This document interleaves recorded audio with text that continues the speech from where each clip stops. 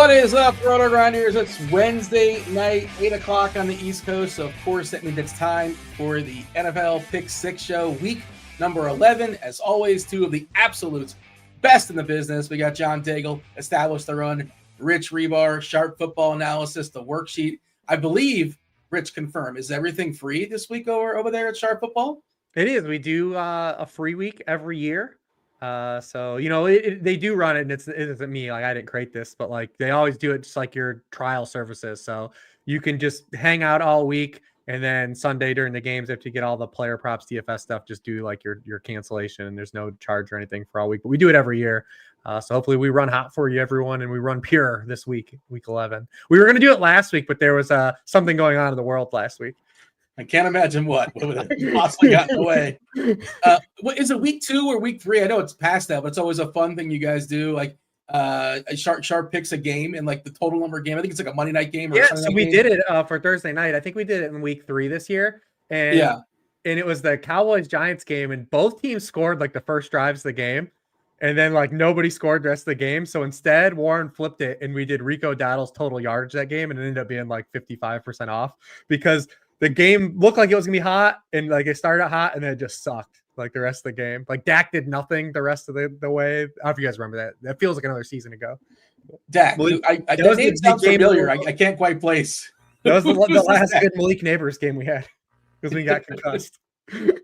What's up, Daigle? Tell the people about ETR. What's going on over there? I know you're deep in the season-long streets, the waiver wire stuff, DFS. You're all over the place. I heard you with oh God, the offensive lineman. I think he used to pod with Silva. Ross Tucker. There you go. Yeah. Yeah. You're all over the place, Daigle. Superstar. All over the place. I do that show every Wednesday morning with Tucker, where we split it into 7 games each episode. And the requirements for the DraftKings network are that it has to be done in 25 minutes. And so that's pretty easy because I just get to summarize, one, the biggest storylines, but also it's just quick hitting matchup notes. You don't need to get into the ins and outs like Davis Allen, for example. We're going to talk about him on this show. We get the freedom from Dan to do whatever the hell we want, which is great because then we can go in depth. That show, I have to be in and out, but that's okay. So, yeah, if you like that kind of stuff, Ross Tucker Network, season long. And then, of course, the trade deadline by default on Yahoo is Saturday this week. So I'm sure the chat may be even peppered with season-long questions that we don't usually get to, but maybe we'll make an exception throughout today's show. Are your DMs open for such questions? They go for the people. They are, even though I have been experimenting with Blue Sky a little more over the last last 48 hours. I'm just trying to mirror them, but also I do like how Blue Sky we're back into only 60-second clips. So every time I log on, I'm not seeing some inactionable, useless 3-minute clip about an offensive lineman not doing his job blocking. And then also like everything you write in Blue Sky has to be within that tweet. Otherwise it gets cut off. You just can't tweet it. And so that makes it simple to scroll your feed and actually see everything that someone wants to tell you. So I think that's a pretty easy concept for a social network. I was fun to try a different AVI. I've had the Zach Morris AVI for yours is the best. Like 8 years, I think. Someone asked me to change it recently. Slater? And I was like, dude, I just can't because it's like, you know, now it's like because when the way people scroll through, it's like people know it's my tweet, like so I can't do it. But it's like, yeah, so I got the experiment. I'm rocking the Hardball UPS driver AVI right now. I'm gonna play it. There were experiments things. I haven't got to change my AVI in a long time, so I want to have some fun with it. I had the same dilemma, but I've yet to tweet. I've yet to break my cherry on that. But I want to do something profound. Oh yeah, I don't know. Is it Sky? I don't know what it's called. Dale, do you know the official term? I have no clue because I think I went to call it skying, and I was like, "That's not going to work. We gotta came up with a better name for it." I have no idea. Skiting. You know how like Coke is a Coke, no matter if it's actually Coke or if it's Pepsi or it's like some people would call like a Sprite would be a Coke. That's only in Florida they do that, Dean. Well, okay, but that's Floridians call everything. That's Coke. My personal experience. Yeah, that's all. That's just a Florida. We're in our own little world down here in Florida, but. Is that not a thing? I know pop is a thing in the Midwest. You're probably a pop guy, Rich. Yeah, that's what my area is referred to as pop. Yeah, Daigle saying no on that. The chat is also calling it skeeting, which can't possibly be the case. No way, that's true. Skeet? Zero chance. Like to the windows, to the walls? There's no way. Oh, that's one way. Too. Yeah, that's one definition. By the way, speaking of Dan Bach giving us the freedom, yeah, we will have the freedom to talk about the movie The Substance later on in the show, which I know we're all geeked up talking about. We've already like talked about it in our DMs. Yeah, we'll be talking about the Demi Moore and The Substance later on in the show. That's all backloaded. We give you an hour and a half, depending on of NFL DFS conversation. If it's your first time here, I don't know where you've been, but yeah, we focus on 3 games and we kind of run it back. All the players we've not yet talked about in those 3 games, the players we like outside those 3 games. Not talking about Arizona, Carolina, or Tampa, or the Giants. They're all on bye. Not talking about that Washington Philly game on Thursday. Of course, Sunday night is on the FanDuel slate, Cincinnati and the Chargers. Some usable pieces there. And thankfully, we do not have to talk about Dak anymore because that is a Monday night game. Dak and Houston. 11 main game slate on DK, 12 games on FanDuel. Daigle, you chose our first game. This is a good one for sure. Baltimore at Pittsburgh. Pittsburgh getting 3 points at home. 48.5 is the total. Start wherever you want to start as far as the Ravens and the Steelers. 3 games today, and the positional plays are going to take up a lot of time this evening as well, because there are a lot of different quarterbacks and matches to talk about. Bills, Chiefs, I felt had to be jammed in here despite being skeptical of that total given what they are. Maybe we have a little bit of a hopeful outlook. Some guys will definitely be played from that game, but overall, we'll discuss when we get there. For the Ravens, Steelers, like in the back of my mind, at least, although we know what these offenses are, at the back of my mind is telling me 10-7. It's like haunting my dreams, but that should not be the case based on what these 2 teams have showed us since Russell Wilson under center. This Ravens secondary, including that Thursday night blow up last week we all watched against the Bengals, just continues giving it up through the air, have now ceded 21 fantasy points and multiple passing touchdowns to 5 of the last 6 quarterbacks faced. Also, Baltimore has allowed a league-high 22 completions on throws 20 yards downfield, and as we know, that's where Russ wants to throw those moonshots. Not only doing it at the second highest clip among all quarterbacks, but he's been good. He's completed an NFL best 53% of his passes, 20 yards deep as well. And so if we're going to get that to George Pickens, Mike Williams only ran 7 routes last week, and he's not someone who I think, as he showed us with the Chargers, can command a high share of targets. But in games like this, if you're trying to double stack Russ, then of course a believed uptick in Mike Williams' usage could also then lead to 1, maybe even 2 touchdowns based on what the Ravens are giving up deep. So I think Russ will be popular cash game option given his cheap salary. There are a couple pivots in place, but I like him either way for tournaments here. Rich, Pittsburgh? Yeah, I mean, it'll just top down this game. I mean, the Ravens have been the carnival team this year. I mean, their games are averaging a league high 57 combined points per game, 808 total yards per games in these Ravens games. It should be fun because when you look at Russell Wilson since he's taken over, I mean, the Steelers are 31st in dropback rate. They've thrown the ball 9% below expectations. We've been getting a lot of that Najee running game, and nobody's run on the Ravens. No one faces a lower run rate than the Ravens. They remind me very similarly of the Detroit Lions of last year. Like, they should start thinking about giving up some rushing yards because their run defense is so good that they are just pushing people to throw the ball against them because nobody can run the football against them. And now they lost Kyle Hamilton.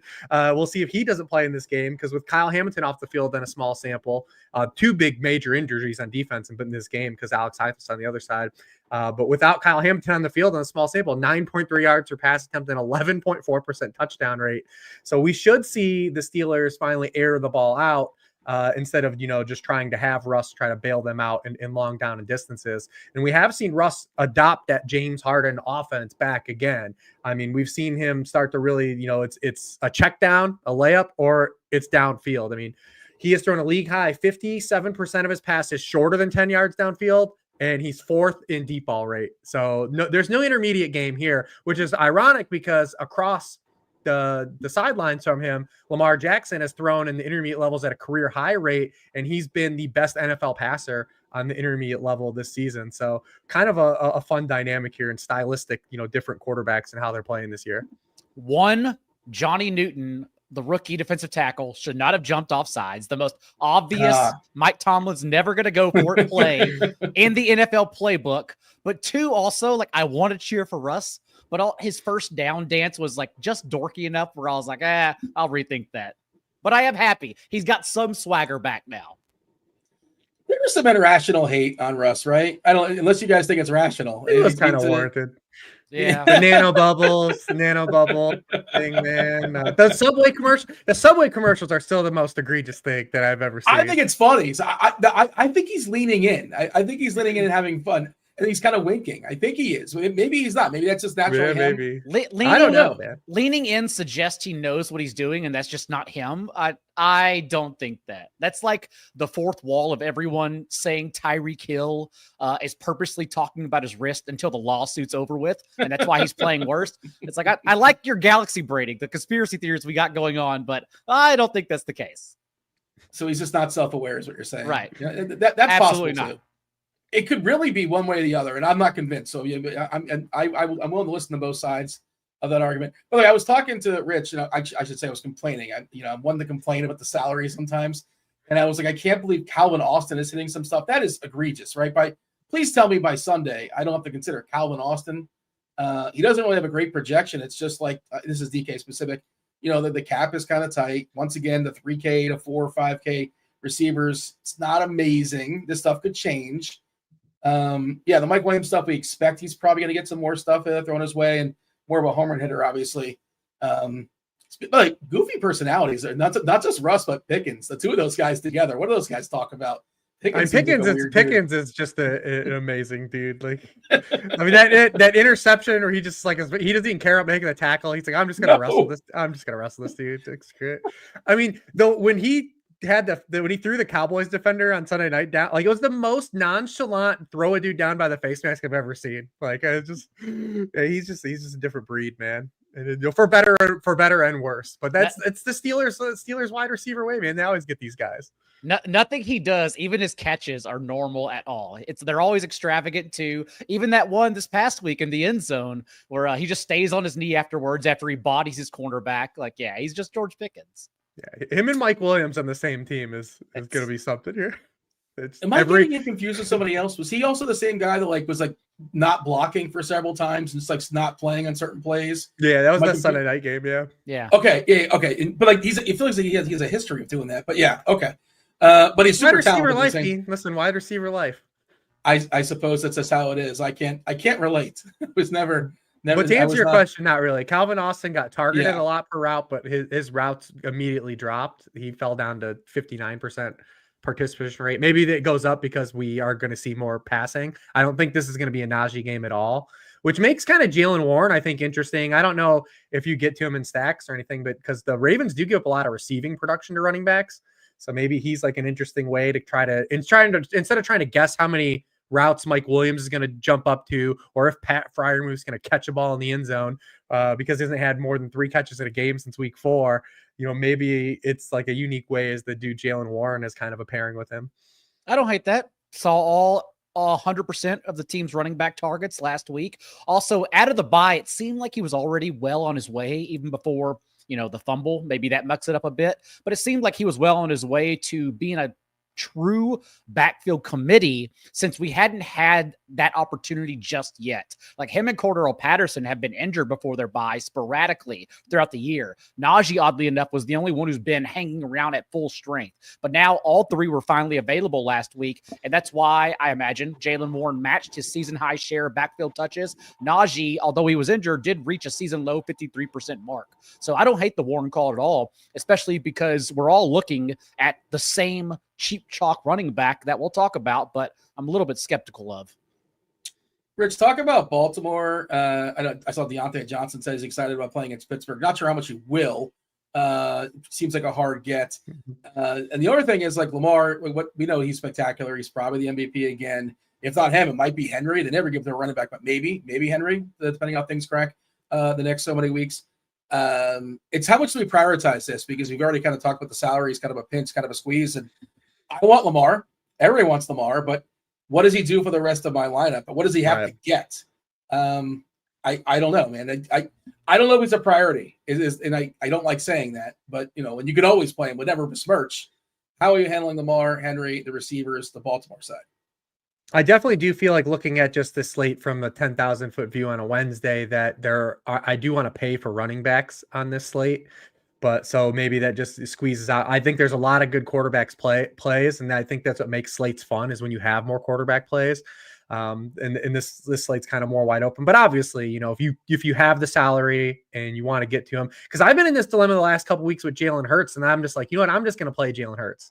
Because like we always talk about not playing a mobile quarterback, especially from a cash setting, like we don't like to do it. And it's like, I'm just going to eat it and take a hit somewhere else. And it's actually played out to my advantage, just saying, I'm going to swallow Jalen Hurts and not try to get cute and arbitrage, 80% of his production for some pocket passer that maybe doesn't get there. And that's kind of what we have with Lamar. We were in a spot about 2 weeks ago where he was playing the Denver Broncos, who had great peripherals. They were one of the best defenses in the NFL on paper at the time. And that's what we have again here. And it's like, well, he got there. And with only 4 rushing yards in that game, like Lamar had 24 fantasy points that game with only 4 rushing yards. So we know we can get some of that more rushing here. Alex Highsmith being out is a big deal. With Alex Highsmith being on the field this year compared to when he's off, they go from a 38% pressure rate to 28%. They go from 5th in the NFL to 30th. So it is a big deal that he's not going to be on the field for this game. We did see too that when the Steelers finally faced a competent offense, because the Steelers have faced a lot of, bottom rung teams in the league in terms of offensive play, that the game went over. The game combined for 55 points last week. So like that should give us a little more confidence too in that, their defense can allow some points and that this game does have a little more upside than the throwback Steelers versus Ravens rivalry games, that kind of the stigma that's like, embedded in our brains. This is only the 5th time Lamar Jackson's faced the Steelers in his career, which is pretty wild to think about, being a division rival. Like the later game we'll talk about, this will be the 8th time that Josh Allen has faced the Chiefs. And like we, through like injuries, resting in week 18, week 17s, Lamar missed a COVID game against the Steelers 1 year, but he's only faced the Steelers 4 times. So like, it's pretty wild that like this, like he hasn't been really a huge part of this rivalry. John, where are you at as far as Baltimore? How much are you prioritizing paying up for Henry, Lamar, his receivers? Andrew's looking better these days. Andrews, definitely, we're waiting out the Isaiah Likely news since we did see him jump up to season high marks across the board, especially route participation there. And he has looked better anyhow, but Likely certainly helps. What we've seen, though, the last 2 games is that with Deontay Johnson being there, only 8 routes run. But what's happened is that, one, Rashad Bateman has fought back, as prior to these past couple of weeks, Bateman was their deep shot guy, but his depth of target has actually decreased now to 10.5 yards. He's been targeted on 26% of his routes the last 2 games as well, giving him a higher floor, not just giving him this like ceiling, hoping he catches one of his 4 targets per game. So it does seem like Bateman is a safer option now, the way he's being used. Not that I'll even get there, because I still want to believe Zay Flowers, who's still matched Bateman in targets these last 2 games. I still think he's the one who should at least be commanding targets against this defense. And again, if I play it, I think I'm still interested in playing it through the Lamar side for all the reasons that Reebs mentioned, from a clean pocket for Lamar Jackson without Alex Highsmith. That's how I kind of initially came into this game too, especially given that we have all these elite backs to choose from for the 2nd, 3rd week in a row in this main slate. Anything else we have to point out here as far as Baltimore or Pittsburgh, or shall we move on? Yeah, I mean, I like the Bateman shout. I mean, we tried to do it with Noah Brown last week, where we talked about the Steelers, and they don't get a lot of production to wide receiver ones. And Terry McLaurin did have a better game than Noah Brown, but Noah Brown did out-target him. Like, the opportunities were there. Like, these wide receiver 2s do get more targets typically when, you look down the list of, the Jalen Tolbert versus CeeDee Lamb, Josh Reynolds versus Cortland Sutton, Slayton versus Neighbors. Like, so like Bateman definitely is still in play where it has prices, and like he's a guy that can get you shot plays and score touchdowns. So I definitely like that, especially because it looks like Likely is going to be back. He practiced already today, full practice too. So it looks like we're going to be back on like the Mark Andrews, like, how many routes does he run, kind of train. Because it was fun to see Mark Andrews actually play last Thursday, the whole game. He's still really good at football. And like, I know Derrick Henry is always a talking point. Just doesn't seem like the game, honestly. Still just one catch and only 1 game all season long. And again, we have so many other running backs who not only catch passes, but are in better options as well. Better games, I should say. I agree with that. Famous last words, but I definitely agree with that. Henry always is one of those guys that defies the projections. he has those 70-yard touchdowns that come out of nowhere, but you can't project that stuff. And certainly for tournaments, you're running a bunch. Levitan keeps playing Barkley in these slates, and he's not wrong, but also like we know what happens, right? Even if you get 5% on the guy, you have to absolutely get there when you're spending up around Christian McCaffrey, Alvin Kamara, Bijan Robinson. Now there's 20 top 12 running backs in fantasy this year, and we have to get them right in DFS. Yeah, Barkley's been tackled at the 1 or 2 yard line 10 times this season. Yep. It's unreal. Like the magnet. Yeah, you had that tweet. I don't know if that was on Blue Sky as well, but I know there was a tweet. And he's only carried the ball like 2 or 3 times after that. He's only had 3 touch. Obviously, yeah. I remember last year there was a play where DeAndre Swift thought he scored, and they rolled him down at the 1, and the look on his face, like because he just knew, like, I ain't getting the ball again. Like he was like, damn it. It's like, varsity blues, man. Like Lance Arbor come and take the touchdown from me. Like, like, yeah. So I mean, if you're, and I don't blame him if you get tackled at the 1 yard line. It is what it is. So you're talking about having 20 running backs. We had one new one enter our world. An oldie but a goodie. CMC is back. He's playing for the Niners. They said full force. I think it was a full force, and I'm like, full force? What is that? He's gonna play every snap? That no way. And he kind of almost did. He kind of almost did. I couldn't believe that was there. I mean, there's no way that's possible. It kind of almost 85 degrees in the afternoon in Tampa. Kyle Shanahan said, "We don't care." Kyle Shanahan never cares. 48 total against the Seahawks. Seahawks coming back from their bye, I believe. We're expecting Metcalf. We're expecting Fant. So Seahawks should be good to go as well. 48 is the total. San Fran is a 7-point favorite here. Rich, where do you have the Niners and the Seahawks? How much we prioritizing CMC? If we're getting full force CMC at 8-3 on DK, like what? You just play that?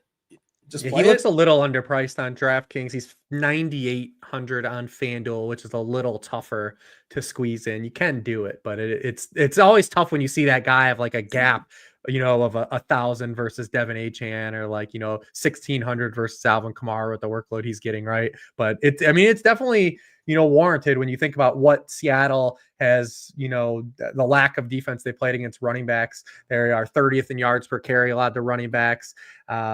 They are 30th in yards per scrimmage allowed per game to running backs. When these teams played in week 6, that was the game Jordan Mason left the game with the shoulder stinger, and San Francisco running back still combined for 30 touches and 225 yards and a touchdown in that game. So he's walking into a really good spot here, especially with that type of workload. As a home favorite, you feel really good about it. But I mean, I definitely don't want to ignore the passing game for San Francisco, especially Brock Purdy here again, who's just been getting us there every week, right? Like every week it feels like we talk about Brock Purdy. And, last week we talked about him being like the cash game guy, the guy you just kind of lean on, and he delivered again. He's got 4 straight QB1 weeks. 3 of those are with the QB6 or higher. So you're getting high ceiling games. And what we like about him is that he still has regression to the mean to go on, throwing touchdown passes. I mean, his touchdown rate is way below his career rates, and we don't expect him to get the 7% again, but I still show him through my metrics, and everyone does this a little bit differently. I still show him 3 passing touchdowns below what he should have. He's 4th in the NFL in red zone pass attempts. He's 4th in passes thrown into the actual end zone. Well, we saw some of that regression hit when these teams played, because Seattle faces the most red zone passes per game in the NFL. And they've allowed multiple passing touchdowns in 5 of their past 6 games. So Purdy, I don't want to look him. And you can play Purdy with CMC always because you get the receiving run out. That play that Purdy had, that anticipatory throw to CMC down the sideline, that was such a sick play. But yeah, I definitely don't want to ignore Purdy either. Only to be outdone by, the other side for Tampa. Mayfield, the play where he Bosa. That game had some ridiculous. Kittle had that. Kittle's touchdown was stupid. A lot of great plays. The quarterback play was spectacular there, especially at the back end of that game. Baker's a demon, dude. The Baker final drive was, my word, that was 3 highlights in itself. When Gridiron Heights drew him as Wolverine in that skit, I was like, never has a guy been more perfect. Never has been more perfect. How scared was Jake Moody kicking that last field goal attempt? He was scared for his life. The Debo was over there at the chain. John, what do you got as far as San Fran? Feel free to jump over to Seattle. Yeah, I mean, it's easy to say I like Purdy, and last week we were all on him. He was the cash game quarterback. I mixed in throughout my lineups, only played 3 to 5, but mixed in throughout my lineups, just trying to get unique around him. And that's kind of the issue with this 49ers offense, that it's not just 4 bodies anymore. It's that Ricky Pierce has proven he's the real deal and now gives them a 5th option. Last week, a season high 17.6% target share. Did get there on that long 46-yard touchdown that he just cut to the sideline, beat Antoine Winfield upfield against. I still think one of the best points per dollar players, at least on DraftKings, is still Jawan Jennings based on his role, because he truly is thrown into that Brandon Ayuk's X position. In his last 4 full games now, Jennings has earned 40%, 23%, 18.5%, and this past week, a team high 32.3% of the team's targets. He's not going away at all, and he's not the one who scored the touchdown. So at his salary, I still love Jennings. And then you have to close your eyes a bit to see it with Deebo Samuel, but we still have 2.5 years of Brock Purdy to Deebo with that Ayuk on the field, and that did come to fruition before the bye in that one game. No Jennings, of course, but it was still a 28% target share. This past week mirrored Pearsall and targets, but he still had 7 carries now in his 2 games around the bye. So he's a little expensive, I know, but one of these weeks we're going to get this game where the projections for Deebo actually match the production, and that's just a week you're going to need him. What about Kittle and his ceiling? We've seen it, but we typically like him without Ayuk. You're talking about he was kind of sort of somewhat replaced, and CMC's back as well. How much do we prioritize Kittle, John? We're going to wait it out and see his injury. We're still not sure about it. DMP with that hamstring strain that they made it sound at least like it could be a multi-week injury. And that's what's so fun. And maybe it could be nothing though, too. We've seen Kittle play through injury earlier this year. That's what's also kind of funny is that we could be looking on this slate, Eric Saubert, Dawson Knox, Davis Allen, and Will Dissly on a FanDuel. So we can all have fun deciding between those 4 guys. I definitely ain't playing Eric Saubert. So well, yeah, earlier this year, Eric Saubert. He's 2.5. Just throwing it out there. He's 2.5. Fair enough. Oh, and this game also, because Noah Fant was a DMP out of the bye. We could have AJ Barner too. So lots of dumb, cheap tight ends to choose from. If Kittle plays, it seems to be a situation where he gets there every single week. Even this past year, no Pearsall. A game Jordan Mason injured his shoulder in. No CMC in that game either, but still 50 yards and 2 touchdowns. So I could see Kittle. Again, it's more about, for me, mixing in the right 2 pieces with Purdy if you get there for 49ers offense. Yeah, and we only have a 1-game sample with everyone back, CMC being back in the lineup. So it's hard to just say, like, this is what it's going to be moving forward. I doubt that there's going to be a lot of games where Pearsall out targets Kittle and matches Deebo, right? Like where there's probably a lot more games where he's 4th and 5th in terms of targets. Jennings in that X wide receiver role, smashing against the Bucs too, shouldn't be surprised. Obviously, Ayuk smashed against the Bucs last year. They've struggled against boundary wide receivers, that have gone opposite Zion McCollum this year anyways, who's played really well, but then they've had issues in the other spot all season. So it's not surprising. I don't think that Jennings smashed. I definitely ran some with him. My only really one of my few good teams last week was Purdy stacked with the non-Deebo Purdy team that got there and kind of saved me a little bit of pain that happened last week. But yeah, I mean, we just want to keep watching this, but I'm on like Purdy, McCaffrey, Jennings, something like that. I think fits really well this week. It certainly feels like the gaps be greater, like Jennings 5.3, Pearsall 4.9. Shouldn't be that close between those two. What you guys are talking about it, but I guess ownership will play. I mean, anytime Jennings has played this year, if you go back to week 1 when Ayuk held out and signed his contract in the 11th hour, and they were like, well, we're going to play you limited snaps. I mean, Jennings was involved in playing good. This staff's always trusted him, but anytime that he's had to step up and play this year, he's been not only serviceable, he's been excellent. We have no reason to just say he keeps doing it. Why don't we believe it? Right. So he got paid in the offseason too. Not Ayuk money, but he got paid. So they showed some confidence there as well. Rich, what do you got as far as the Seahawks? They're going to throw the ball a lot. We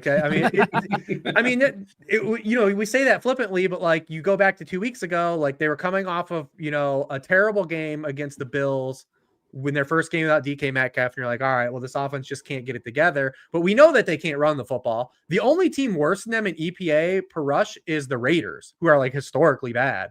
The Seattle just can't run the football.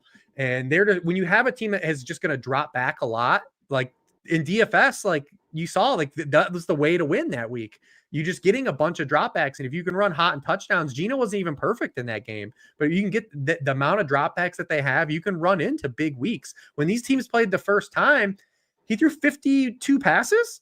Like, and he leads the NFL in pass attempts. He leads the NFL in passing yards per game. Like, is it a desirable matchup? No. But are they going to throw the football just a metric ton? Like, absolutely. So, like, you at least have to have like some run back angles here, even if you just play the CMC side, right? Like, if you only say like, I can only get to CMC, I can't fit any other 49ers, they're too expensive. You can build still around, maybe through Geno and, Metcalf, or a Geno Lockett, or, even mixing in a Kenneth Walker who caught 8 passes when these teams played the last time. 49ers do give up a lot of production to running backs out of the backfield. We've seen Rachaad White get there again last week. They're 26th in receiving points allowed per game to running backs. So, I mean, it's a little more whack-a-mole-ish with Seattle, with DK coming back, but like definitely they're going to throw the football a lot. We know that. Yeah, John, that price is pretty good, by the way, Metcalf, 6.5 on DK. That's pretty fair. Same price as JSN, and I imagine he takes a hit here with Metcalf, presumably. He did practice in full today already. Yeah. What do you got, John, as far as the Seahawks? It's a guessing game. It's not like the Ram, like Rich already described it as a whack-a-mole. This isn't the Ram stack that took down tournaments, or the stack against the Rams, because it was so condensed. We're getting DK Metcalf back, and we're playing the guessing game with Smith and Jigba's role. Like the fact that he was lowest in depth of target, not just this year, 8-yard depth of target compared to the rest of their receivers, and last year was Shane Waldron, but then there is no median. It's like how Rich described Russ playing football right now. Like Jackson Smith and Jigba, the last game we saw him, he leaped all the way to a 20-yard depth of target. Like, so does he get that role? Probably not, because that seems like it overlaps with DK Metcalf too much. But maybe Ryan Grubb says, we found something here. Let's tinker with it a bit. So it really is just a guessing game right now with their receivers. Again, Noah Fant, DMP today. At least we saw before the bye. AJ Barner, although the 49ers have been really good against tight end. That's not surprising given that Fred Warner is one of the best coverage linebackers in the NFL. Even the last month against stout tight ends, K. Dotton, only 5 catches for 35 yards. The magic of K. Dotton. I mean, he was good. He was good. Oh, yeah. But we talked about last week not playing like this was the week, that was the week. Yeah. To say like, all right, let's not play K. Dotton. Even holding Travis Kelce a few weeks ago to 17 receiving yards. Luckily, like if you want to get there, Barner's cheap enough where you can just throw him in for the hell of it. I'm not going to argue against a cheap tight end, even though it seems like we have a lot of them. But yeah, I don't know. And if you told me to lean one way, I would say JSN goes back to his boring old role that I'm not scared of. Yeah, I do like it. 6,500 I do like for DK. Yeah, I mean, that sounds like a pretty good. Remember when these teams played, they played on Thursday night, and he had a touchdown where he had the Isaiah Likely, his toe was on the line, and then he had a 70-yard touchdown called back for the illegal shift where Kenneth Walker didn't line up, like went in motion, the sideways motion, and that got called back. So he did the box score wasn't kind of DK Metcalf in that game, but he had 11 targets and had some big plays wiped away. I'm just thinking about if you're chasing a little bit late, it's a 4:00 game. If you don't have Metcalf, like Metcalf and JSN are the same price. If you have Metcalf locked in and you're trying to catch up, that's just one way to do it, I suppose. It doesn't feel great. Yeah, I'm sure Metcalf is going to project better, but just kind of thinking out loud. I'm just happy I don't. Jake Bobo is out of my player pool. I don't ever think about him again. I don't think. Hopefully, we'll see. Yeah, because that was not. The Bobo experience was not a good time. I love how some people remember it as the week they won tournaments. You remember it as the Jake Bobo experience. That sounds like a band I saw open up for like the string cheese incident or something like that. I don't know. Just sounds like the name of a random band. Okay, game number 3. Let's knock out game number 3. And we're going to go run it back as far as our players we like in games we've not yet discussed. We have Kansas City, the undefeated. Super lucky Kansas City Chiefs, the Cleveland Cavaliers, if you will, of the NFL against the Buffalo Bills. Buffalo Bills are 2-point favorites here. 45.5 is the total, Daigle. You said this one is, I think you said it was for the people, because the people are, this is the NFL's marquee game, I'm sure. This will be the national game. Those that don't watch Red Zone, we will be locked in on Kansas City and Buffalo, I would imagine. But yeah, Daigle, what do you have as far as Buffalo and Kansas City? Start wherever you want to start. I just imagine people wanted to hear about this game, and it's Chiefs Bills. It's like the least excited I am for a game I should be excited about.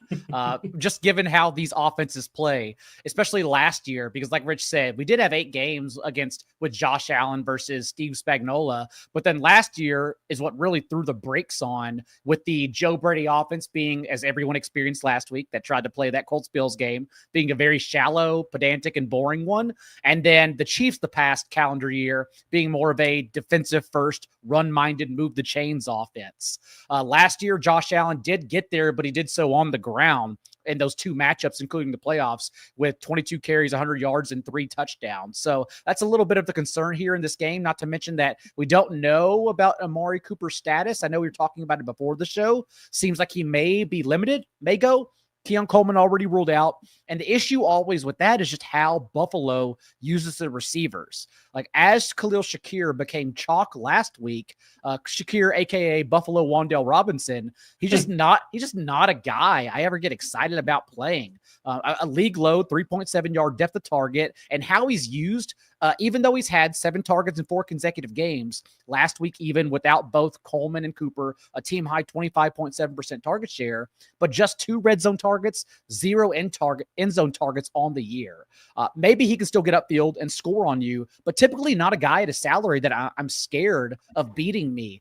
Maybe if this game gets more high scoring, like that's what you need to unlock. That's the player we have the most confidence in, is Allen to Shakir and Dawson Knox to a lesser extent.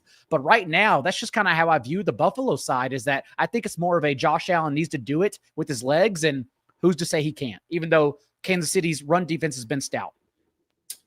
Yeah, he was pretty terrible last week, Allen, in the Dome there versus Indy. Certainly I had the note, man. Remember, I talked about it when we talked about Kincaid, who he should have threw a touchdown to Kincaid, to be fair. Wide open. And Kincaid got hurt on it for insult to injury. And that happened to Xavier Worthy, too. Should have had a touchdown, ends up getting hurt on the play. But Josh Allen, no passing touchdowns against zone coverage this year. 0. He's the only quarterback that started every game this season without a touchdown against zone coverage. Obviously, last week against Gus Bradley did it. He only had 3 dropbacks against man coverage against Gus Bradley, which we knew was going to happen. Like I say, he should have thrown one, but he's still sitting at 0 right now. What does KC predominantly run? They run a lot more man, but when you look at the history of this matchup, they've actually lowered their rate of man coverage against Josh Allen. Last year, they ran their lowest rates of man coverage against them. So it's tough to say. I mean, but Spags might look at the state of these wide receivers and he might be able to help himself, right? Like, if they're rolling out like a half-mass Amari Cooper, Mac Hollins, and the ghost of Curtis Samuel, like, who's scaring you out of those guys? like what's stopping you from being aggressive, right? So it's gonna be interesting to see how this one plays out. I do like the Josh Allen rushing angle of it, but from like a season-long league and like from a props betting stance, I've already bet Josh Allen's rushing attempt prop. So one for you guys out the way. Yeah, attempts. So he's had 10 or more rushes against Steve Spagnuolo in 5 straight games, 7 or more every time that they've played. And we saw him with the state of the wide receivers last week run more with the 9 attempts, or he had 8 attempts in the touchdown. But that's one where I'm looking at. But when you got to pay the iron price for Josh Allen, right? And I just don't know if that rushing is going to be enough at that kind of salary to get us there. I like Daigle. I think this game is like a low to mid 20s type of game. Yeah. I think it's like a 23-20, a 24 in that area. That's what Vegas is saying. 46, basically. It's 46. That was the, this is not apples to apples. The Chiefs are definitely a different defense than the Colts. But that was kind of my pushback when on Sunday morning, the Sims and the chalk, everyone was starting to lean towards saving salary by Colts double stacks and running it back with the Bills. I was like, you don't want to do that. Like, you don't want to actually play an offense against the Bills defense. All they've done, like the best thing they've done so far this year, is play stout defense against opposing quarterbacks. So that didn't make sense then. And that's also the issue. Although again, Allen could do it. Do not let me doubt Allen getting there with his legs. But then we would then assume we have to run it back with a player, or that the Chiefs push back.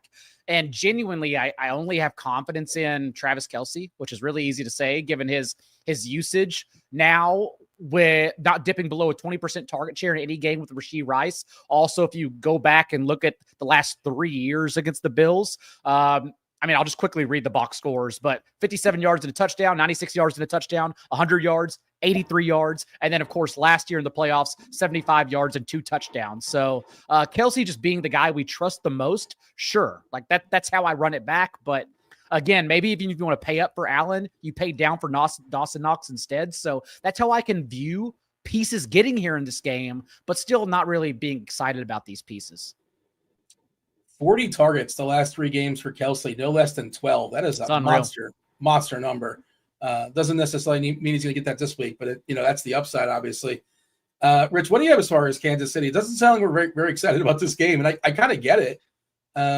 You can keep trotting out Kareem Hunt, but again, from a tournament perspective, he's just getting there, right? Like, because he's getting there through volume and kind of touchdown equity, but he's not giving you like tournament worthy scores at his price. And I think that's the problem. Like, trying to talk yourself into a scenario where Kareem Hunt gets you 30, right? Like, it's really hard. I mean, the matchup is solid. You like all that. You like the volume he's getting, but like, is there really a chance that he gets you 30? Like, I know Devin Achane could get me 30. Alvin Kamara could probably get me 30. Christian McCaffrey, he can get me 30. Like, because Kareem Hunt's not cheap. And that's the thing, right? Like, we just talked about Kenneth Walker, right? Like, Kenneth Walker could get you 30. Like, Kareem Hunt, I just think for his salary, another guy. Like, I think if you have him season long, you feel really good about playing him. And then just from a DFS perspective, I'm like not necessarily scared of him shadow realming me. The one interesting piece is we just don't get Dalton Kincaid, like Daigle kind of was alluding to, is, Dawson Knox at his price, being another guy in play. I mean, Chiefs have been a team we've looked at all season long for kind of tight end production. Tight ends have scored 28% of the fantasy points allowed by the Chiefs. It's the highest share in the league.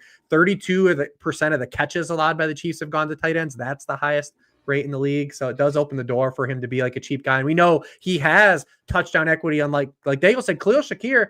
When we flipped over the cards last week, and I was like, man, is everyone really about to play Khalil Shakir, Josh Downs, and Ladd McConkey? Like, oh my God, I am going to jam the hell out of Justin Jefferson against the Jaguars. Cool. That did not work out for me. I had that too. I had Kareem Hunt last week because I was like, of course Kareem Hunt can beat DeAndre Hopkins. Kareem Hunt can't beat all these other guys at the 8Ks, but he could beat DeAndre Hopkins. And we did see like a season high pass rate in their second game with DeAndre Hopkins, and it was 10 targets for Kareem Hunt. 1, I don't know how sustainable the pass rate or the targets are, but 2, now, like Rich said, Kareem Hunt necessarily, like at his position, doesn't beat you. 5 of his 125 carries this year, 4% have gone for 10 yards. Like, that's not the kind of guy we're typically trying to play, because that's boom or bust touchdown option. That's what I was going to say. Every single week, Rich comes on here and he touts, either on air or like right before we go on air, Gibbs. Play Gibbs over and as long as carry. And I feel like Hunt is the inverse of that, right? I don't know what his number is. I'm sure it's different. But what is his ability? What's his longest carry on the season? It's got to be like 15, 16. Maybe he's got more than that. I don't know. But like, he's not really going to break one, is the point. I think his longest carry is 15 yards. Okay. Well, there you go. I guess I was correct. Yeah. Yeah. That's about as much as he can. He's going to touch the ball a lot still for at least one more game. We'll see if Pacheco comes back next week or not. But he has 81% of the backfield touches since he joined the team. Remember Carson Steele? That feels like another season ago. Carson Steele, fab. Did you know he had a pet alligator? Nobody talked about it, but I never heard that. He's got Google it. I swear, I wouldn't just make that up. That's so random. But yeah, that was a fun anecdote for about a week or two. I was going to say Hopkins is the one other guy, because we talked about last week Hopkins being chalk and being kind of like, well, for the salary it's fine, but like we didn't like the layout for him. Like, and it's not but like we saw last week though, like he did move into the slot a little bit, and like that's still like an area, like he'd be still the one guy I would say like he could get you a multiple touchdown game still, like we saw 2 weeks ago. He'd be kind of the one guy I'd still entertain from this, but like I don't think it's a game I'm going to onslaught. Maybe cherry pick a guy or two, to mix in. When I started looking at it, my initial thought was Travis Kelce, Dawson Knox, skinny stacks, and that's kind of where I ended up to after diving deep. Double tight end. That's you sneakily you kind of bury the you could. I did it last week, and again the salary was kind of pinched, and you hold your nose. I don't like it as a principle, as a thought process, but in theory, right? Well, if you go like this, you say, well, if Kelsey was a wide receiver, he is a wide which would he receiver. be? Yeah. Yeah, he would be like 6-7K, right? He's priced correctly. And Knox is as good as those 3K nonsense out there if Kincaid's not playing. So, Knox had a 20% target share in his only game, a season high mark without Dalton Kincaid last year. And he has significantly more touchdown equity, in my opinion, than Davis Allen, who the field is going to play instead. And you can find the 1K somewhere. Yeah, and you don't want to play outside receivers against the Chiefs. No. So, like, don't get cute with Matt Collins. Don't get cute with Curtis Samuel. Like, I mean, outside receivers have been absolutely erased by the Chiefs this season. They are third in catch rate allowed to wide receivers on the outside, 6.5 yards per target to outside wide receivers this year. It's second in the NFL. So, I mean, don't chase these other guys. Like, if Knox ends up being popular, just don't play him. Don't chase another Bill though. Like, just play someone else. So don't do Matt Collins. Like, don't do any of these other guys.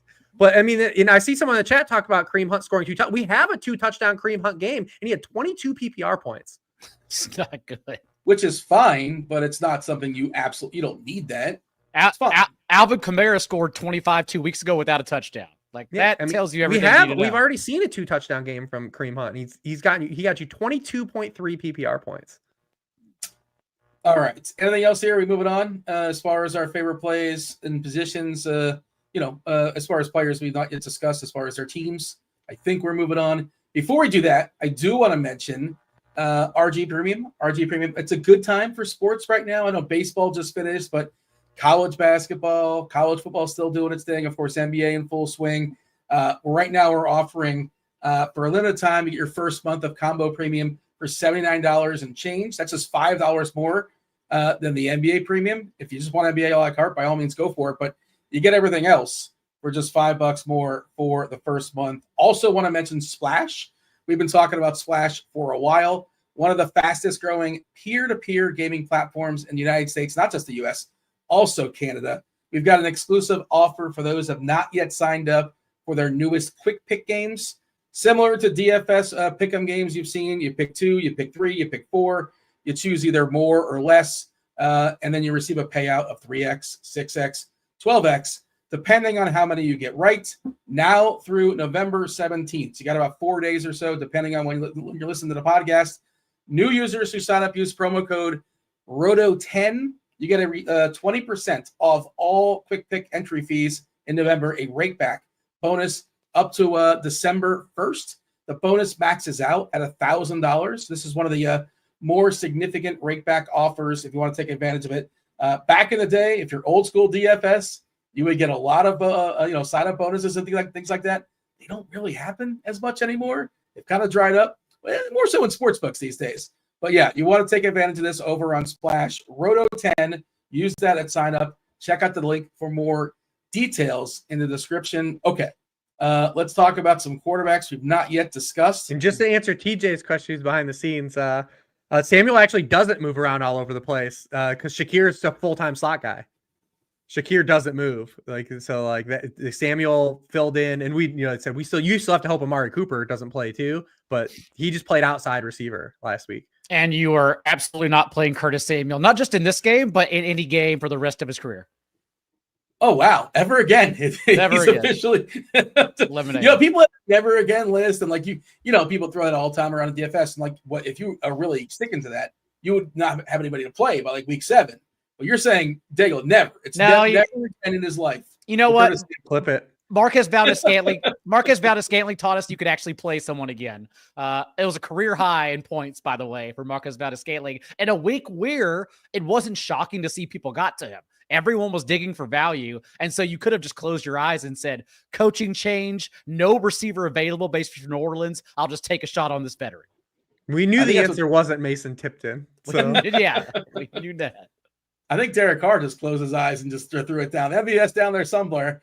Yeah. But speaking of TJ, it's a good segue because he was already touting the revenge game for Jameis Winston going into New Orleans where he got snubbed.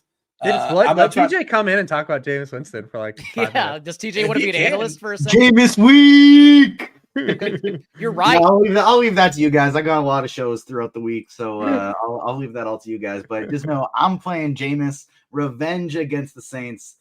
I'm a Saints fan, and I wish we still had Jameis at QB over Derek Carr because I think Jameis is a lot better than Derek Carr.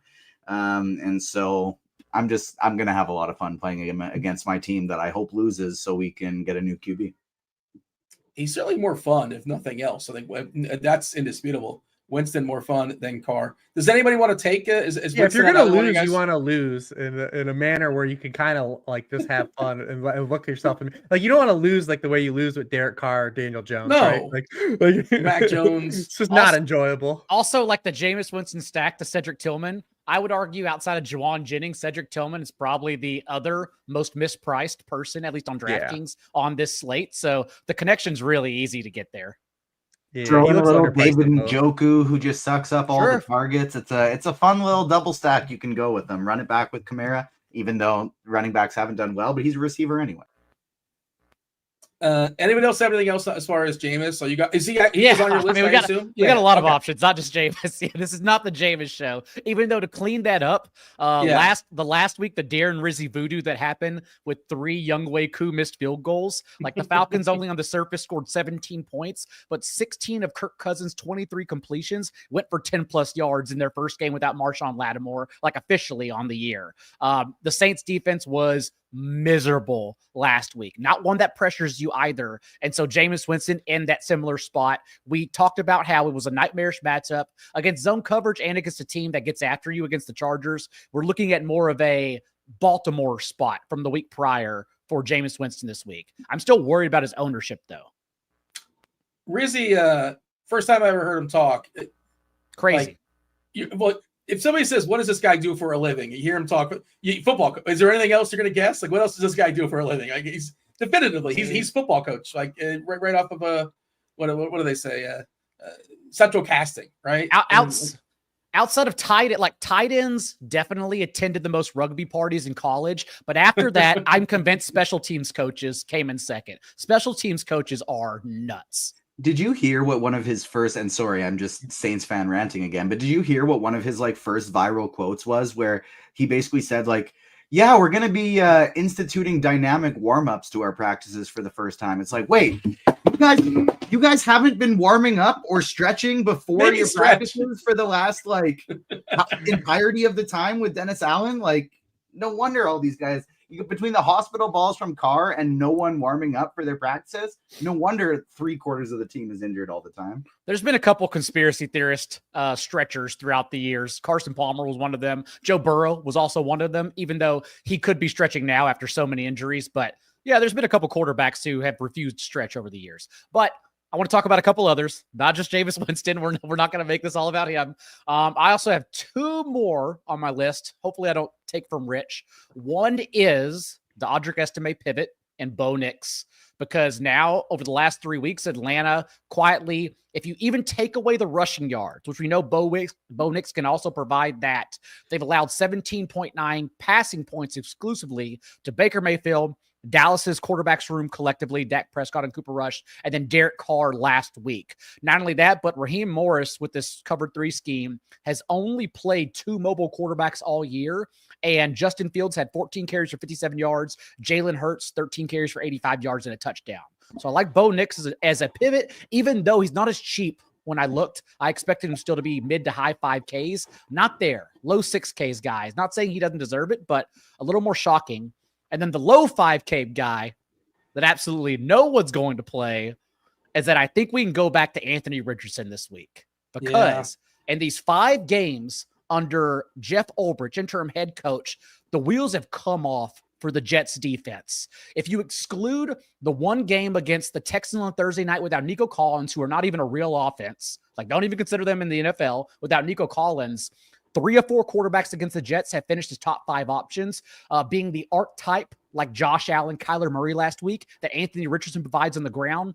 And in those 4 games, the Jets ranked dead last in EPA per dropback with 29 points per game allowed. Anthony Richardson is so cheap that you can even run him naked if you don't want to choose between all the wide receivers with Michael Pittman returning. So outside of Lamar, I do think Richardson's my favorite tournament quarterback this week. By the way, when TJ jumped on and he said, I'm going to pull a quote from Rizzy, I thought for sure he was going to go the clogging toilet route. I don't know if you guys heard about that, but that was the beginning of a spectacular day for him. Rich, what do you have as far as it's a good euphemism too for that team, but what do you have as far as other quarterbacks, Rich, that are worth acknowledging? Yeah, I like the Richardson shot. Jets are 30th in rushing points allowed to quarterbacks. They still play aggressive defense. The one note that they've been really good at home. They have really wild splits at home versus on the road. They also have a 14% sack rate at home. Something else, but I like the rushing production and the price for Anthony Richardson, and I'm not trying to chase any receiver with him for sure. But I like that shout too. We talked about a lot of guys I'm going to play based like Purdy and Russ. Bo Nix, I like that shout too. The Falcons get no pressure on the opposing quarterback. Bo Nix has really done a lot better the past 5 weeks from a clean pocket. So definitely like that one as well. If you're for FanDuel peeps, Justin Herbert is 7,300 on FanDuel. The past 4 weeks, he's the QB3 in yards per pass attempt. He's the QB11 in completion rate. He's only thrown 1 interception this year. And we should have a game where the Chargers get pushed, right? Like, we would think that but Joe Burrow is by far the best quarterback they've faced so far this season from a fantasy, because they did face Patrick Mahomes, but Patrick Mahomes is this version of Patrick Mahomes is different. The Bengals play no defense. So that game could be potentially fun. We could see a fun version of the Chargers again. So definitely like Herbert. He's also, now that we've seen him get over his ankle injury and his preseason foot injury, he's been running a little bit more too. Last week, he had his highest scramble rate in a game in his career. They ran a designed QB run for a touchdown to open up the game too. And the Bengals are another one of those teams. They've in 10 of their games, 8 of the quarterbacks that they face have rushed for 29 or more yards. So you just get a little sprinkling of points there from that. I like that. And no one's going to want to do this, but I think you have to at least look at Tua again, just because the spot. The Dolphins have a 27-point team total at home against the Raiders, and nobody's going to play these guys because they've been burned so many times. I just think that we have to swallow it and at least entertain the Dolphins outside of Devin Achane still being live, because it's an objectively really good spot again.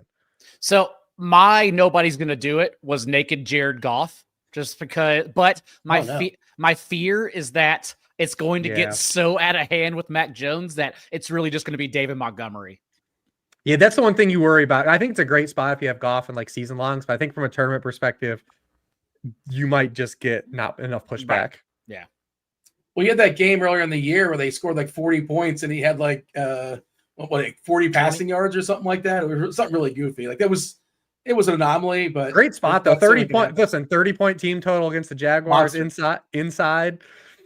I'm not gonna fault anyone that wants to play Lions. I mean, just don't look at what Sam Darnold did. That is not the poster image of what the Jaguars are allowing through the air. I don't know what the hell went wrong there. I know it's just game log watching and we're not on receivers, but I'm just looking at the Dolphins and Tyreek has not had a usable game since week 1. Waddle, what was his last usable game? Week 1. That's it. He hasn't been in double digits since week 1. Yeah, I don't think it's something you chase, but I think you have to at least in a small field make a Dolphins lineup. Yeah, I know. I mean, like I said, at home against the Raiders with a 27-point team total, we can't ignore it, right? We can't just say no. If not now, when West Coast team come into the East Coast, 1:00, it's probably not going to be super hot, but there is that home field that Miami does historically have with the weather. But okay, yeah, it's just martingaling it. You're broke at this point. Yeah, we are real broke. But for sure, you can always we've seen it before, and this does seem like the. Achane's going to be mega popular. Again. Right. And that's the leverage move, I suppose. Not that you can't play Achane with Tua, but you can put him in the stacks. Shit, you could just play Tua and Achane and just hope the rest takes care of itself. Don't even play one of the other. That would make sense. I think you can. I think you can do that. Don't even play Don't chase Tyreek or Waddle. Just play Tua. Hope he throws 3 touchdowns to random dudes, 1 to Achane, and that's it. Speaking of Achane, that's probably a good lead, a good start, Rich, here as far as running backs. Yeah, again, he's going to be really popular because we saw him have 71% of the backfield touches on Monday night. It was his highest rate in a game. Raheem Mostert was active. Raheem Mostert only played 8 snaps, only had 2 touches. He played behind Jalen Wright. I don't know how sticky that's going to be going forward, but it definitely was noticeable that there's been potentially them leaning into Devin Achane just being the dude. And if that is going to happen, we've already seen his per touch upside. Raiders are 24th in yards per carry allowed to running backs. They're 23rd in rushing points per game allowed to running backs. They're also 25th in receiving points allowed per game to running backs, which we know Achane has had in his bag with Tua. I'm not going to just like run off a list here, but I do have one guy that I'll take and then we can ping pong it. We've talked about the Browns Saints game and whatever, but I mean, listen, and Tillman's going to be popular. Nick Chubb is playable, I think, this week. He's maybe on not list. on DraftKings. And maybe not on DraftKings, but on FanDuel at his price, he definitely is playable. We've got the Browns as 1-point dogs in a game that they maybe don't have to throw as much as they had. Maybe they control game script, right? You know, we're getting Nick Chubb coming out of a bye. He's faced 3 miserable opponents. Like, well, I mean, the Bengals aren't like a bad team on paper, but like they scripted them out of the run. That game was his first game back. Then he faced the Ravens and he faced the Chargers. Now he's getting a game where we're expecting neutral game script environment against a team that can't tackle. They're allowing 5.2 yards per carry to running backs. They've allowed 12 rushing touchdowns to running backs. Running backs have scored 62% of the touchdowns against the Saints. It's the second highest rate in the league. And look at the running backs that are getting there against the Saints. It's not just Bijan Robinson last week. Bucky Irving, Sean Tucker, Javonte Williams, Chuba Hubbard, J.K. Dobbins. Like, this isn't like like they're just getting crushed by great players. Like, so if Nick Chubb's gonna have anything to give us any type of spark this season, like this would be an ideal spot to do it. Seeing some ownership on FanDuel, you mentioned the price 6.2. Like in the stuff that I ran, he's like the 4th or 5th most popular running back. But, you know, and that's kind of where you play him, right? Just kind of the way his skill sets more so. Not that you can't play him on DK. Daigle, you have a thought on Chubb? By all means, go for it. Otherwise, let's add some more names to the conversation. Nope, that was about it. Like Jerome Ford did come back and take away the pass catching role, but that's not what you get from Nick Chubb throughout his career anyway, so it doesn't matter. Totally fine with that call, especially if Jameis gets popular. And I'm a little worried. Maybe he won't because Russ is down there hanging around, but I'm still a little bit worried that it's an all too obvious spot for Jameis. So I do like Nick Chubb. Bijan, I think, is an easy one. Like, yes, the Broncos just stuffed Kareem Hunt, who we talked about. But you go back a couple weeks ago, Derrick Henry over 100 yards and 2 touchdowns. Bijan now over 100 yards from scrimmage in 5 consecutive games. So I just like spending up for him as one of my options. And then I guess if y'all want to have the estimate talk, because what is he on FanDuel? That's what I was going to ask about. What is on FanDuel? He's 4.5 on DK. I'm pulling up the FanDuel price right now. I would imagine he's probably around 5, low 5s, but I have not looked. I'm buying time. He's 5.4 on FanDuel. I don't think, been building placeholders all today. I don't think it's the Tyrone Tracy situation where, one, Tracy was a better prospect anyways, in my opinion, especially more explosive. But also, like, I don't think you need the savings for Estime.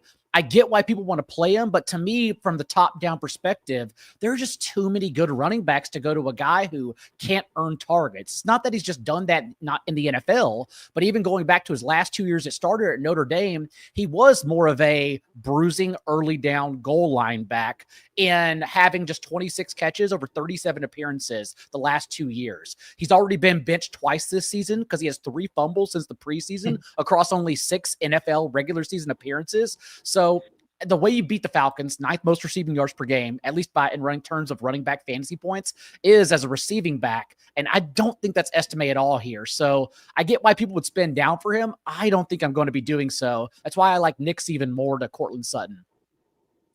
He was the floor for several weeks on DK, the floor 4K, and he was jumped up to 4.5, which doesn't seem significant, but to me it's kind of significant. That $500 matters. You have a take, Rich, as far as estimate? I know, I think it's more of like a season-long thing right now. But season-long people are kind of sort of talking about it. You tell me.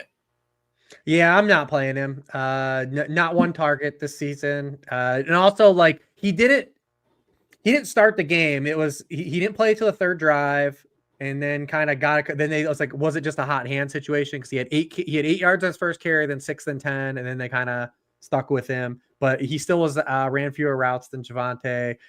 It's not like an amazingly glowing matchup either, right? Like, so like Atlanta is 6th in rushing points allowed to running backs too. So I don't know. I'm not excited about it, to be honest. There's a lot of good running back plays, and I think listen, I'm gonna tell you right now, my initial plan right now is to play Achane and McCaffrey in as many lineups as possible, and I'm gonna see like how we could do that. And then if you're playing on FanDuel, you've got guys like Chubb and Chase Brown, who's 6,800 over there to work in. I'm just a lot more intoxicated by those guys, and I'd much rather play Cortland Sutton and Bo Nix. It probably won't matter on FanDuel, but I am a little bit worried about that salary because maybe Christian McCaffrey is also just Nick Chubb to begin. Like, he gets the receiving points, but he didn't look good for what that's worth. He didn't look good between the tackles last week, so I'm a little worried about him getting there for salary on FanDuel. I was going to mention that as just like the dopey guy on the couch watching the games, and what do I know? But like CMC he didn't really have this great burst. He also didn't have like a chance to like kind of break loose in where there was like a clear path, I don't know. But the Seahawks are so bad that fine. Yeah, it made me nothing. Maybe the Seahawks are just that bad anyhow. Last time Jordan Mason and Garindo combined for 19 carries and 160 yards, and that includes Garindo, who took a knee like in the red zone as well. So who knows? Anybody else here? He's definitely harder to play on FanDuel than he is on DraftKings. I think, of course. I mean, ownership will reflect that for sure. As the chat says, as Jewish we've seen it with Saquon a lot this year, right? Like where Saquon has just been priced so high on FanDuel that he's never played. As Jewish McCaffrey asked in the chat, by the way, who also took down a Dog Bowl finalist ticket. So good job on you going to Frisco. He's really good in the underdog streets. He's really, really good. Yeah. He asked about Warren. Yeah, I'd absolutely play Warren over Estimate in an instant. Like, that's the kind of guys I'm trying to play in that cheap range on DraftKings specifically. I tried to make a case for Warren. You did in Wilson stacks earlier. Go back and watch the show, McCaffrey. Any other running backs that are worth acknowledging? You can't really run them all down. You mentioned Montgomery was mentioned. What about Gibbs? Like, I guess like the Lions guys are always, you can play them. It's a great spot, but they're always priced so high and they share. Like if I could, I would pay $12K if I could play Detroit running back. Like if you just give me that, like I just get all the Detroit running back points. I don't know if there's a salary for 2 spots or 1 spot. Yeah. You can give me the points for one. I don't know. Like, how would we make this work? But I want it for 1 spot, so I can kind of figure out the rest as far as salary. Yeah. Like, you're always worried about Dave Montgomery sealing it inside the 10-yard line, but Gibbs, 50% of his carries this year have come with a 7-point lead. Like, that's how they've kind of leaned on as their closer. So I could see a case for Gibbs. Like you said, you could always play the running back, especially in this spot. You know what you can play? Dunk on the Gibbs Jags. Longest rush. What is the unofficial record right now for Gibbs longest rush? Like usually 14.5 or so. It's like 90%, something like that, dating back to last season. I saw. So the word's getting out because I had a few people ping me later in the week that they bet it, and they bet it opened at 15.5, and they were betting it at 16.5. It still got there. He had a 20-yard run, I think, in like his one of his few carries at the end. But see where it opens. I haven't seen actually. I meant that because it wasn't up yet. Before I got on the show. They're waiting on it. That means they're aware. Aware. There was one point last year where it hit 10 weeks in a row and they didn't post it. Like, they just never posted a line on it. So week 1, his longest rush was 8 yards, but after week 1, he's hit every week since, I think. 15 is the shortest one he had. So maybe that was a push. I don't know, but yeah, it's probably we had the numbers. Someone that we pulled the official numbers going into last week, and it was for his career, it's like a 74% hit rate. He's beat his longest rush so far in his early career. It is pretty spectacular that they haven't quite figured out that maybe they should bump that one up. All right. But that's one of the better markets. I always tell people, prop markets, longest rush, longest receptions, receiving yards for running backs are really good. Quarterback rushing lines, like those are all like good markets to play in for player props. Receivers, Daigle, start us off. Sure. Let's go to, well, we already mentioned Tillman, how he's underpriced, hasn't dipped below a 22% target share at his last 3 games, and expecting Winston to be successful.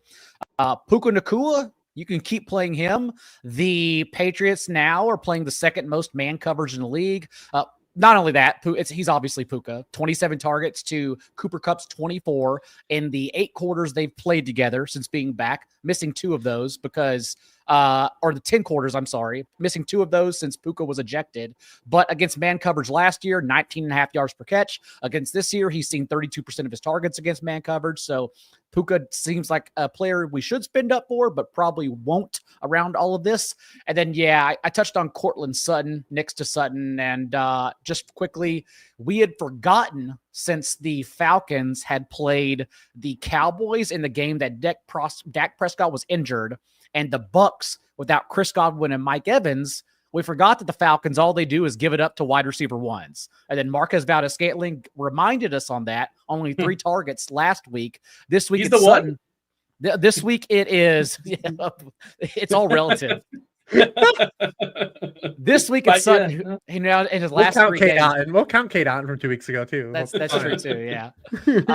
Sutton in his last 3 games, 29%, 30%, 28% of the team's targets. So those are options. I don't really have a good spin down right now, just because I may find someone in the mid 4Ks, but honestly, like the one-off Cedric Tillman. We mentioned Juwan Jennings, Rashad Bateman, and Jameson Williams. If you're trying to just get sneaky around the Lions guys, that's honestly it. I think I'm going to focus in on like the low 5K range. I was telling this to Rich pre-show before you jumped on, John. The player that's projected, there's always Wednesday night, grain of salt, yada, yada. Kashawn Booty is the one who's projecting to hit a lot of lineups as like the mid, again, this stuff changes, obviously. Sometimes it does. 3.5 on DK. The projection's not amazing. It's like around 10 as a median projection. Right. Yep. But it's just, this is the cap. How do you feel about Booty? Kashawn Booty. I had him on my little notes here just to at least talk about. Especially on DraftKings, right? Because that's where people probably want to play him. Yeah. Right. Yeah. I mean, he's run a route the last 3 games, 88%, 86%, and 100% on the dropbacks the past month. 200%ers the back-to-back. Sorry about that. It hasn't really translated to the box score, but he has seen 20% of the team targets in 2 of the past 3, and the Rams have just been, a lot of league high 10.7 yards per target to outside wide receivers. So, and they've been really good in slot receivers this year, which kind of like ping pongs off the Demario Douglas, right? Like, so it like might not be as much of a Demario Douglas run out if you're looking to kind of play those guys. But I imagine Hunter Henry also is probably popping in optimal steam because the Rams suck against tight ends. I played Hunter Henry last week and the dude wasn't, I don't even know if he played. I had some as well. I'm convinced. I'm convinced Drake May looked upfield and thought Austin Hooper was Hunter Henry. Maybe I think the coaching staff thought he was. They just said put him in. I think when I saw the play, I thought it was Hunter Henry. I had the same sort of reaction when I saw it on Red Zone. Yeah, we actually have Drake May at 11% on DK, and I had some variants and stuff like that. Really? May at 11%. So he's one of the more popular quarterbacks. And again, just because the salary of the cap is pretty tight. Booty at 72. And as far as tight ends, Henry at the 3rd most popular, behind the aforementioned Davis Allen and Travis Kelce, all the way up top or all the way at the bottom. And we're meeting in the middle at Hunter Henry as an option. By the way, 4.9 for Booty on FanDuel could be usable too. It's hard to find. I'm not saying that's great. You don't feel good about it, but yeah, I mean, a couple weeks ago when we played Coker, I played him and like he didn't really get there, but like he just let me get from the stuff you want. Right. But he let me get to Justin Jefferson versus CeeDee Lamb, and like it ended up being a massive shift to where that actually salary mattered. I always tell people in my Sunday chat when they come in, they ask me about a specific player. I'm like, all right, well, what does that get you? It's not just the opinion of the player. What did you saving that salary get you to? That's what you always have to think about. Yeah, it's really like a 2v2, 3v3. It's a broader question. You don't really. It's not just pick this cheap player, right? Like, right. All right. Any more receivers that are worth throwing out there, or shall we jump to tight ends? Rich, you have the honors. I mean, I had Sutton on my list. I brought up the Dolphins. Like by default, I have to say, like, if you want to bring a Bing back, you can still chase Jacoby. Like, he's still a little bit underpriced too. So Jacoby Myers still getting a lot of value. Gardner Minshew's playing, so like you look at just his splits. Gardner Minshew's targeted Myers on 30% of his routes. It's 24% from Aiden O'Connell, and then it was 14% of the small sample from Ritter. Who knows? We'll probably still see Ritter in this game because Antonio Pierce doesn't know what he's doing and changes stuff on the fly. But Gardner Minshew is going to technically start the game. Is there a chance Bear plays? I saw he was back to practice. Is that going to affect Bowers or anything, or not really? Okay. Once upon a time, he was like the next guy, and then of course Bowers. Yeah, I mean, but we have seen Bowers with Myers be a little more mortal. Not that he's bad at all. Like, you can play Bowers, but like he just isn't. There was a point where he was playing without Adams and Myers, and he was getting like 30 to 35% of the targets, and you had to play him. He's shed some of that a little bit with Myers coming back. I see Bink King in chat. By the way, if you guys are hanging out in chat, do hit that like button and subscribe and turn on those notifications. Do all those things that help us keep the old proverbial lights on. Calvin Ridley, are we chasing Ridley at all or not? Are we in on that? He got a spike as far as his asking price. He was like, I think, in the mid fives. Now he's 6'4", 2 touchdowns, a late one. I think it was garbage time, if I'm not mistaken, with Levis. Any interest? I don't see any reaction. So nobody has things to say, kindly or otherwise, about. He's just sort of whatever. John? It's Will Levis against the blitz, under pressure, and you'd have to cross your fingers Ridley gets there on one of those throws. He was wide open on his touchdown, or one of his touchdowns, his first one, last week on that post route that Levis stepped up into the pocket. But right now, the only quarterback worse in yards per attempt, and this assumes the Vikings blitz gets there, but the only quarterback worse in yards per attempt under pressure this year is Bo Nix. So I'm kind of worried about Ridley. But yeah, the last 3 games, 39%, and 30% of the team's targets. Like, why the hell not? I think his salary is a little too expensive to continue banking on it in this type of format and season long. You're gold. You play him as a wide receiver too. I don't think I'm interested though in this for this salary.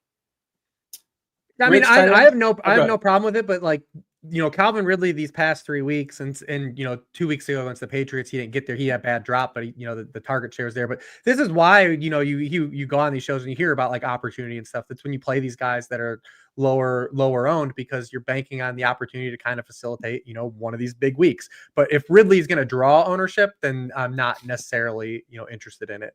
But if he's going to, I have no pushback if anyone that wants to keep playing him, because you're going to get the dropbacks in this game, right?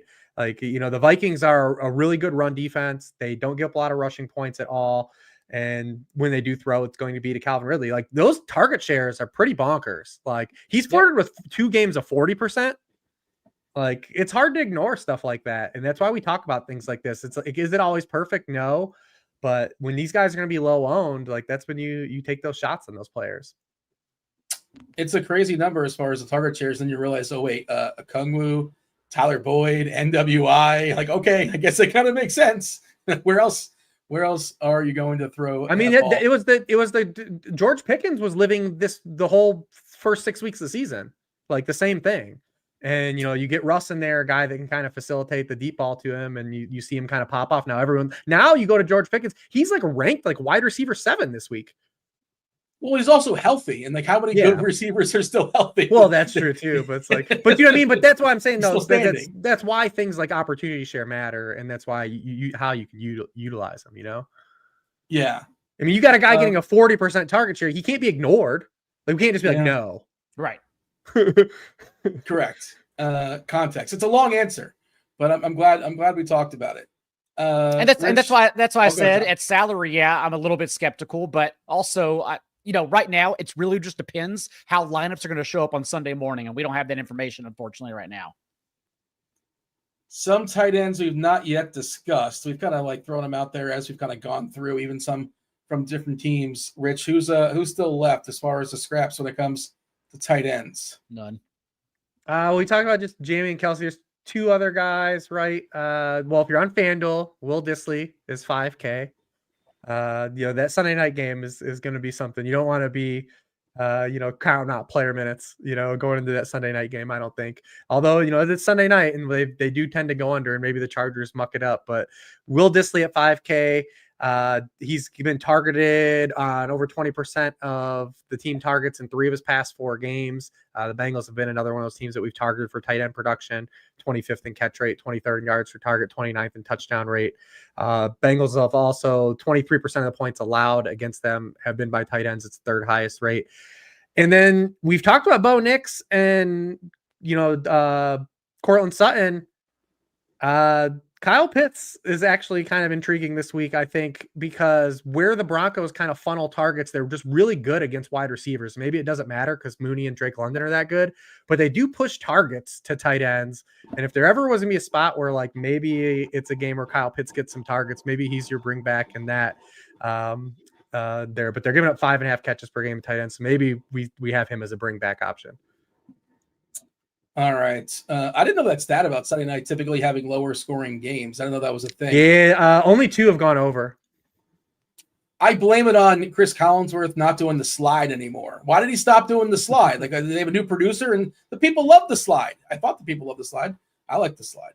I like the game, though. I think that game, if you're playing on FanDuel, the way the salary, like that game is where a lot of the cheaper plays are. So, and we might get T. Higgins back, maybe. Who knows? But maybe.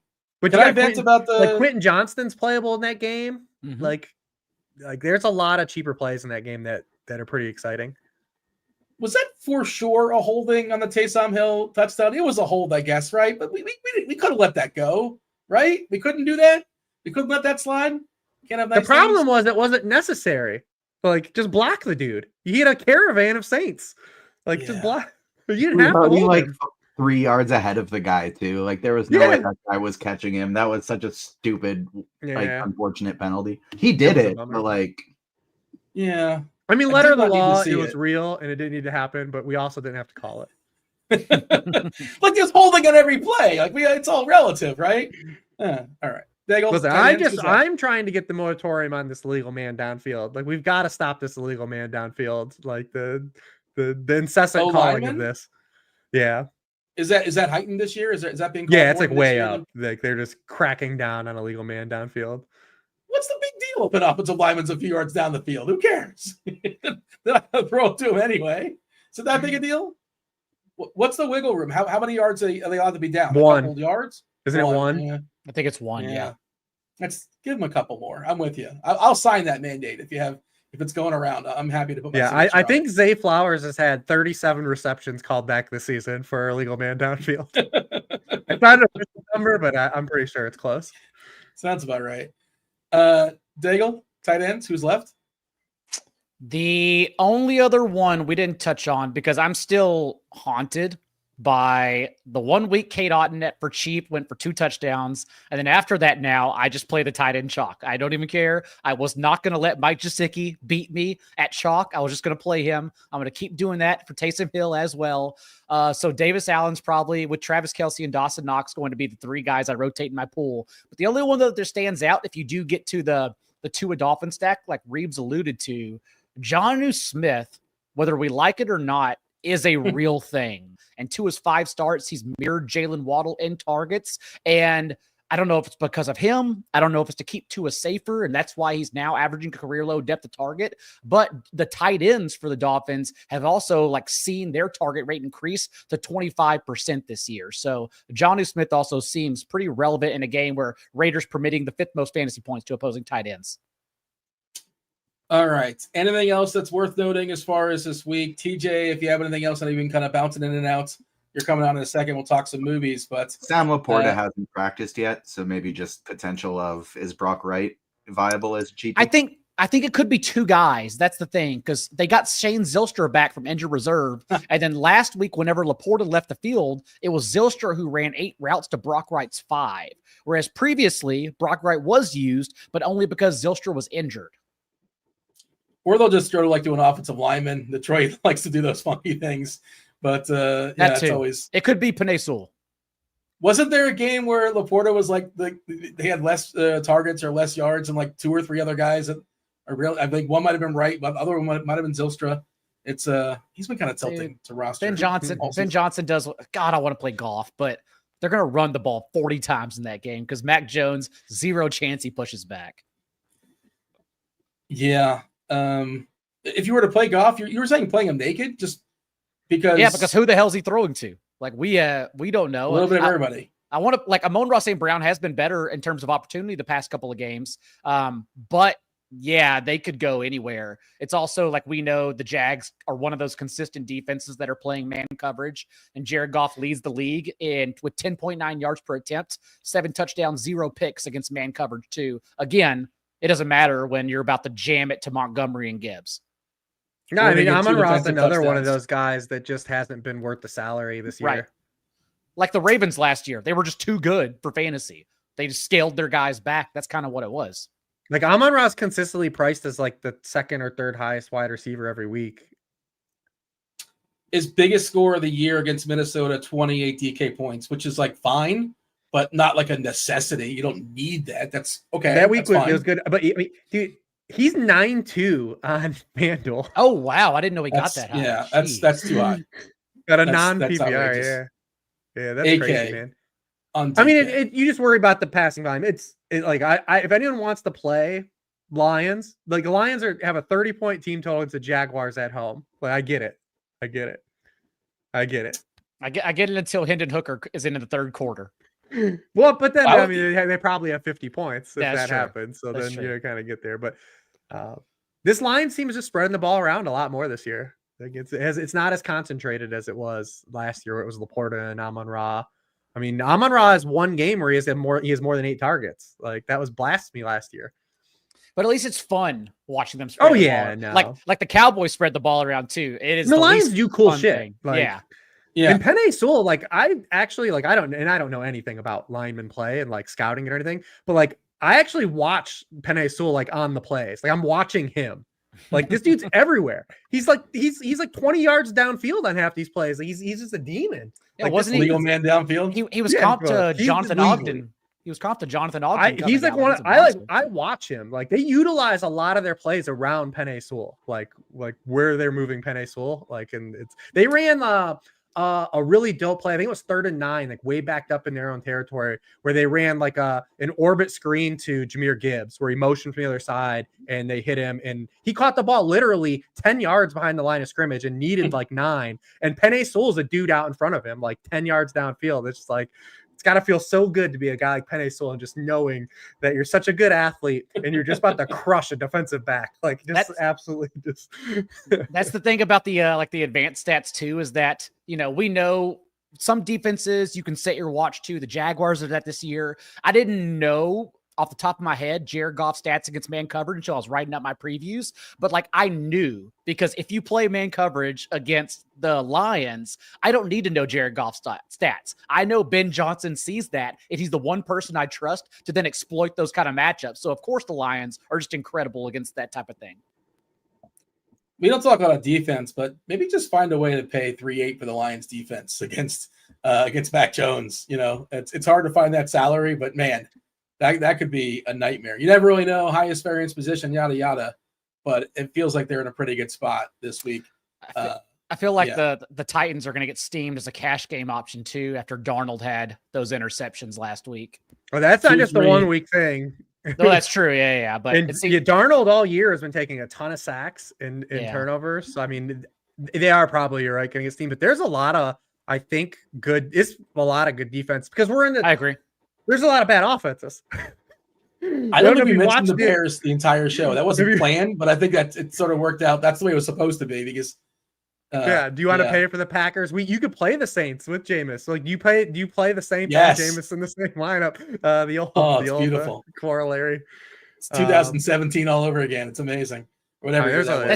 That's why everyone asks, like, season long. My least favorite questions are stashing defenses, and I tell everyone the mantra of fantasy football season long, the last 4 years probably, is that what happens is so many injuries happen, and then we get into the winter months, and you can pick up 16 different defenses and play them because every quarterback has Mac Jones under center. Do not stash a defense. You will be able to find one with ease. You should instead be stashing the Trey Benson, the Blake Corums of the world, because those points are not replicable. Defenses are, especially in December.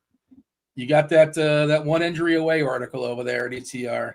There you go. Hell on earth too to keep up with, but yeah. Well, you know, that's why you get the big bucks, Daigle.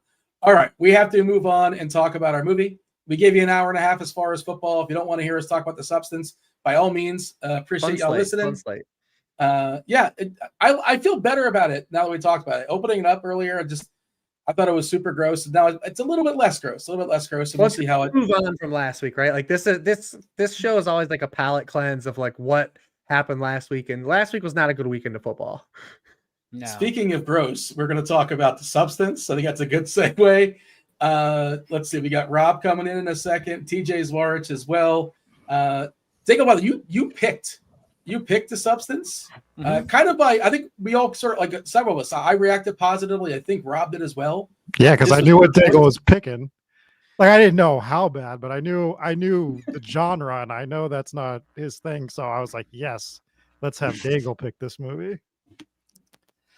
I knew when I looked atop the article of like best things to stream or best movies. Plus, I had listened to like a movie podcast that had talked about it a little bit. And I was like, okay, this seems interesting enough. Like we discussed last week, it sounded as if it was Black Swan or Requiem for a Dream. Yeah, a haunting film like that. That's maybe what they went for. But what we got was something so extremely absurd that I was kind of laughing at times too, just because I didn't know what I was watching. I had no idea what I picked. No idea, guys. Let me go ahead and read. Now, this just basically came out. It's a 2024 movie. Yeah. I watched it for free. I think most of us watched it for free. If you sign up for, what was it called on some sort of service, Mubi or something like that, we signed up for on Amazon. I know TJ wasn't available in Canada, unfortunately. He had to pay $20. I imagine $20 Canadian, but still $20 to watch this movie. The good news is I own it now on Amazon Prime. You're lucky. Well, I played Hunter Henry last week. It wasn't the worst dollars I spent. That's literally how I was justifying it to my wife, was that, look, I lost this DFS contest. Is free every week that we do. I'm just treating this like I lost a $20 entry fee. Like that it is what it is. And that's not the first wife that complained about this movie this weekend too. So that seems to be a trend with our significant others watching movies with us, is that they are always complaining and asking, why are we watching these movies? This is probably not a wife-friendly movie. We'll get the gist in a second. But we didn't know. But we made like a full, like I did know because I watched it last. You had all seen it. And so we decided to just like fully buy into the bit. Like, we ordered a bunch of McDonald's to eat while we were watching this, and we were just like kind of knowing it was gonna be quite crazy going in, so that helped. You guys didn't realize how good you had it with Blue Ruin last week. All right, I'll go ahead and read the synopsis here on Rotten Tomatoes. Spoiler warning, I guess, because most people probably haven't seen this. Like, nobody's really seen it. It's just basically come out a few months ago or so. Especially if it's not free anywhere. And if you haven't seen it, I think you should turn off this podcast if you're listening to the replay and watch it without hearing anything about it, because it's more fun going in without knowing a single thing. Just be wary of who else you have in the room for you, because even us telling you it's horror and there's gore, it can't prepare you. It absolutely, you're not ready for it at all. You are not ready for it. It's not a horror movie though. I wouldn't label this a horror movie. I think it tries to be. I don't think so. It's got a carry element very to it, specific type of horror. Like it's body horror, right? Like it's not jump scares. It's not. Yeah, let's hit the synopsis and then we'll talk. Okay, about sorry. it. All right, I'll read the synopsis. It's kind of long on Rotten Tomatoes. Have you ever dreamt of a better version of yourself? You, only better in every way. You should try this product. It's called The Substance. It changed my life. With The Substance, you can generate another you, younger, more beautiful, more perfect. You just have to share time. 1 week for 1 week, 1 week for the other. A perfect balance of 7 days each. Easy, right? If you respect the balance, what could possibly go wrong?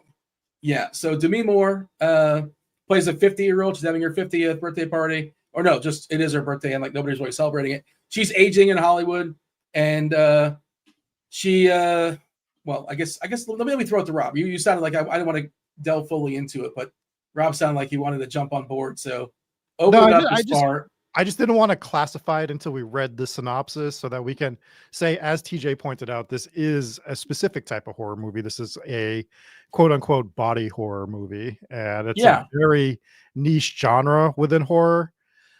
I personally don't always like body horror movies. That's not usually my thing. So it has to toe the right balance, and we'll talk about it. I think somebody that was more surprised should lead this off. Who do you think was the most surprised? John was most surprised, Yeah. I think. Absolutely. And it was his choice. So it was my choice. Yes. Gosh, where to begin? Okay. So my problem with this movie that I enjoyed, by the way, and to let everyone in behind the scenes, with the DMs were flying between our show group chat all weekend because Rich saw it first, and then I had waited until later on in the weekend to watch it. And Rich was, I think, complaining about the movie. Also, he watched it with his wife, who was also complaining about the movie. But I think he was complaining. And then I had mentioned, like, oh, it's fine because as long as there's no gore. But again, I had only seen like 5 to 10 minutes of the movie so far. And Rich was like, buddy, I don't think you understand what you're about to witness. I was like, oh, okay. So there is going to be gore at some point. That's fine. Did I expect a breast to be vomited at some point? I can't tell you that I had been preparing for that my whole life. My issue with this movie, though, even though I liked it, to me, the problem is that the message it tries to convey is conveyed in the first 10 minutes. Like, and do they just get a little more extreme? Well, not a little bit more. They get as extreme as heavenly possible the rest of the way, to the point where it becomes absurd and like comically gory. But like the first 10 minutes, it's so overboard. Dennis Quaid does a good job, but that's so overboard. Demi Moore does an amazing job. Probably deserves some awards for the acting, honestly. But like the Oscars and Emmys overlook quote unquote horror, so they won't take her seriously. But again, I got the point they were trying to make, and just loving yourself in the first 15 minutes. At one point, whenever Demi Moore becomes the troll, like the first instance of a troll. And by the way, imagine still listening to this show and not having seen this movie. But whenever you should not be listening. Whenever she really first puts on what I consider like the penguin makeup for her version, like I looked at the time and there was 45 minutes left. And I'm like, what the hell else can they do? Like, I thought we have already reached the climax here, but boy, I was wrong. So I think it was just so absurd that I enjoyed it, but they do take the point and beat it with a hammer for 2.5 hours. John, that point is, just to be clear, I think the point is like how Hollywood treats elderly, aging women. Yes. And how terrible some of the men are. The character was named Harvey. I don't think that was an accident. The Dennis Quaid character, who was hamming it up as like a horrible TV executive. We got those extreme there was a lot of graphic scenes in this movie. One of the top 3 most graphic was watching Dennis Quaid eat those shrimp. That's what I was going to say. I had a tougher time watching Dennis Quaid eat the shrimp than anything with the blood. Yeah, but they were making the point that like he's such a vile, despicable person. Doesn't care. Despite that, because he's a man, he's elevated, and nothing bad happens to him. Yeah. And then Demi Moore is getting thrown out. Rich, you haven't really given your thoughts, just your general thoughts, just yet. I actually didn't dislike it as much as it conveyed in text. So I like actually that this movie's like not trying to be subtle. I like it's trying to be like kind of brash and loud about the topic that it's trying to hammer home, and it is obvious, but it's also too like, I don't know if 5 middle-aged white dudes should be talking about this, right? Like, Correct. But we are. But I still think there's also an overarching theme into males too, that like you can't get rid of the worst parts of you too. That like definitely translates over. I love the way this movie's shot. My problem with this movie though is I'm really into it and I was engaged with it the whole time, even all the way through, is that it's just dumb though. Like the sci-fi part of this is just not executed well. At one point, TJ dropped a note like, so when the first time like you transfer the bodies, well, first of all, the whole process of just where it's just like a dude on a phone, you go pick up, like all this is just poorly executed. Like no one else is doing this. Also, we established that Demi Moore had a maid. She never appears like at any point the rest of the movie. Also, the idea that Demi Moore is lonely is never like really established. Like she's this huge star, but like she has nobody in her life. Like there's no agent, there's no other thing. Like none of that is like really like established. So it's like, how does like no one's checking on her? Like no one's like she has no daily activities that she's part of. I find like that part hard to believe. I do love Jill Garvey, who I don't know her real name, but she is Jill Garvey from The Leftovers, who plays young Demi Moore, who she transfers into. Margaret Qualley. But at one point, that's who it was. At one she's point, in a lot of things. She pops up in a lot of things. You've seen her before. At one point, she turns into Bob Vila though, and can carves out a hole in the wall, and makes a trap door. Like there's just shit going on that's just nonsensical. Yeah. Like it's just put that body in a nice, comfortable bed. She also does know how to stitch. Like you cannot stitch this way. You cannot just stitch once. Like you got to cross. You got to cross those stitches, especially when it's your back. But my Bob Vila reference, by the way, is kind of dating you, Rich. I don't want to call you out on that, but I would just say, yeah. Well, like there were just so many nonsensical things that just removed me from the movie that I was just like, because I was into like every part of it. I'm like, oh, I can't wait to see what happens and stuff. But like it was just so nonsensical how we were getting to the next point that like I just couldn't like engage with it. TJ. So I also think I maybe like, I don't know if dislike is the right word for this. It's like the genre is very much not something I would sit down to enjoy, but I like to, like, from a critical standpoint, I like to grade things on, are they accomplishing their goal of what they were trying to do with this movie? Not did it cater to all my needs, because they don't give a damn about my needs when they're making this movie. They were going for something very specific. And so I don't actually think it was bad. I enjoy is not the right word, appreciated certain things more when I dove into some research about this movie after watching it, learning that there was no VFX shots in it whatsoever. Everything was completely practical. All the effects in this movie were practical. When she's giving birth to herself out of her back, it's practical. When they have the big monsters at the end going on the show, that's Margaret Qualley in that suit. Like Margaret Qualley is inside of that.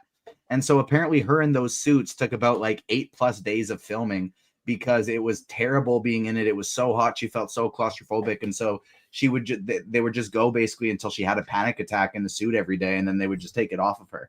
It sounded like the filming for this was a wildly tough process with all the different practical stuffs, but also like there's the scene where Demi Moore character, she like is constantly reapplying makeup and then taking it all off and then reapplying again because she doesn't like how she looks.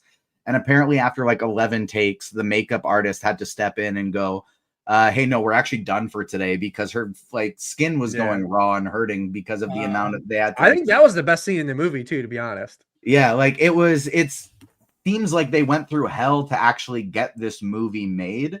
And it wasn't for me, but I don't think it was necessarily bad for what they were trying to do. What did your wife think, by the way? Did she give a review? More, I think, interested in it even than I was. But still same kind of like, I have more of like watching it to analyze for a school project as opposed to watching it to analyze for like, this is fun and I want to sit down and watch a movie. What do you got, Rob? I don't want to pile on it too much because I do like this movie and I'm probably coming in with the highest score. The two negatives I have on it is, personally, I can't stand Dennis Quaid, but I think he overacts in everything he does, but because that's what he was supposed to do here, it actually worked. You know what I mean? So it actually worked for that role was supposed to be Ray Liotta. Oh, really? He ate a lot of shrimp. I saw that. Liotta apparently ate a ton of shrimp. And then I don't know how much longer, but he did. Yeah, we lost him, and then he was replaced by Dennis Quaid. I did not know that. That's interesting. I think Quaid played the role the way the role should have been played. So that was good. The only other negative that I had for this movie, God, I forget it already. So let's just go into some positives. There's two things that this movie did that I really liked. I love that they told the entire movie in the opening 30 seconds.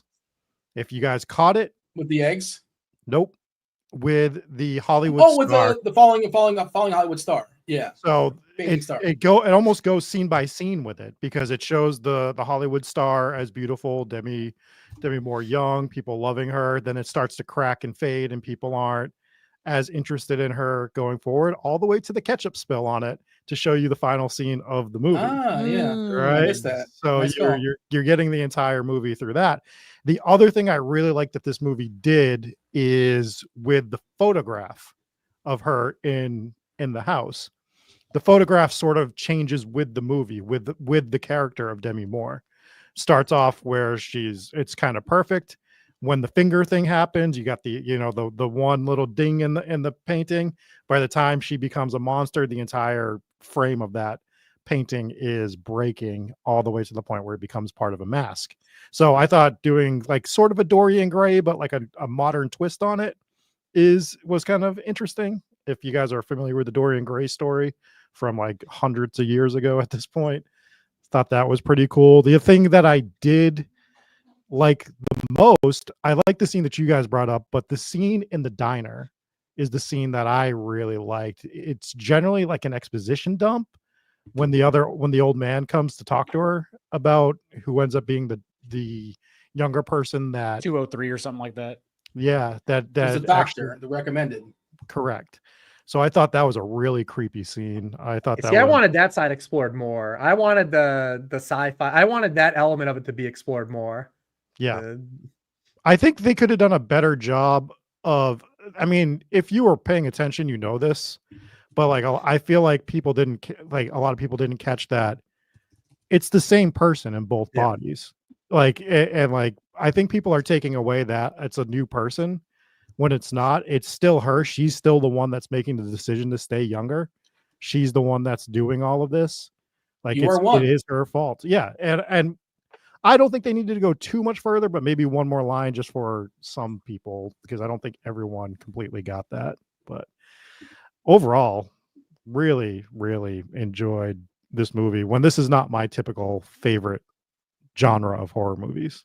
And the girl that I'm dating loved this movie. She loved it. Okay. Yeah. So I had a couple notes of movies that reminded me of. We kind of mentioned a couple. Black Swan, to some degree. Requiem for a Dream, like for sure, especially like old Demi Moore reminded me of the character from Requiem for a Dream after all the drugs. Severance. It looked like Severance. If you guys watched the TV show Severance, like the long hallways, right? And the colors and the lighting, to me, was very Severance-esque. Carrie at the end, right, with all the blood, and also kind of sort of like King Kong. Like it is going to turn on King Kong. There's a King Kong reference in it, and it's I don't think it was by mistake. So they talk about her being in the movie that she was famous for was King Kong. Yes, that's right. And the closing scene looks like King Kong. Looks like when they bring out the monster and they want bring out King Kong and they're like kill the monster type of deal. So the thing that I didn't like that I forgot was I thought this should have been more of a period movie. This should have been set in the 80s or 90s based on what they were doing with it. I don't think it needed to be a modern movie with cell phones, just based on the look they were going for. I would have.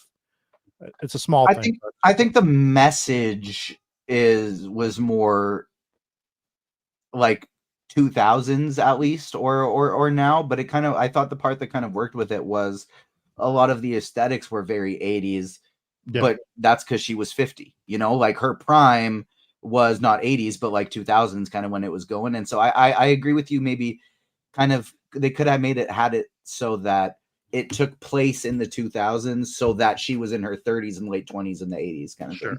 That would work too. Yeah. The other thing, this is really specific that it reminded me of, 9 Inch Nails Closer video. I feel like there were scenes like outtakes from the 9 Inch Nails Closer video. It's very specific. If you know the video, maybe it's just me, but I was like, this feels like this like outtakes. Some of it, and even some of the sound, like it's kind of sort of somewhat sounded like that. One more thing that made me laugh, by the way, I thought it was funny. But first of all, there was like this big at the end, there's this New Year's Eve deal. 50 million viewers. It's our biggest production of the year. It's a network television, and it's like this Vegas women that are all topless. Like this is NBC or CBS, or like who's airing this? Where is this airing at? Where it's a bunch of topless Netflix dancers. Baby. Everything's Netflix now. And the other thing is, there was a girl in the crowd. There was a girl in the crowd who's watching this topless, display. And whatever, by all means, parent how you want to parent. But then the parent covered the eyes of the girls when the monster was revealed. Like, oh wait, she can look at all that, sure, whatever. But you can't look at the monster. You can't look at the monster. I actually think that is like an overt conversation on sexualizing of women in Hollywood. Yeah. It's very okay to see whatever as long as they're looking good and they're at their best. But when they're the monster, when they're not looking the best, they're leaving the house in sweatpants.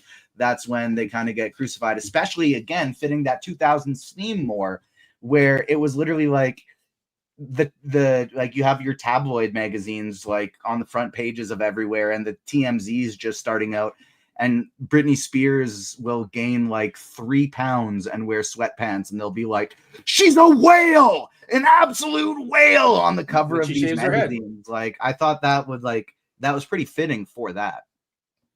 Yeah. By the way, do you guys know this Margaret, who her mother is? She's got a famous mother. Do you guys know this? I wasn't aware of it until I did a little research. Her mom is Andie MacDowell. Andie MacDowell's her mom, who's most famous for Groundhog Day, 4 Weddings and a Funeral. Just a little fun fact for the people.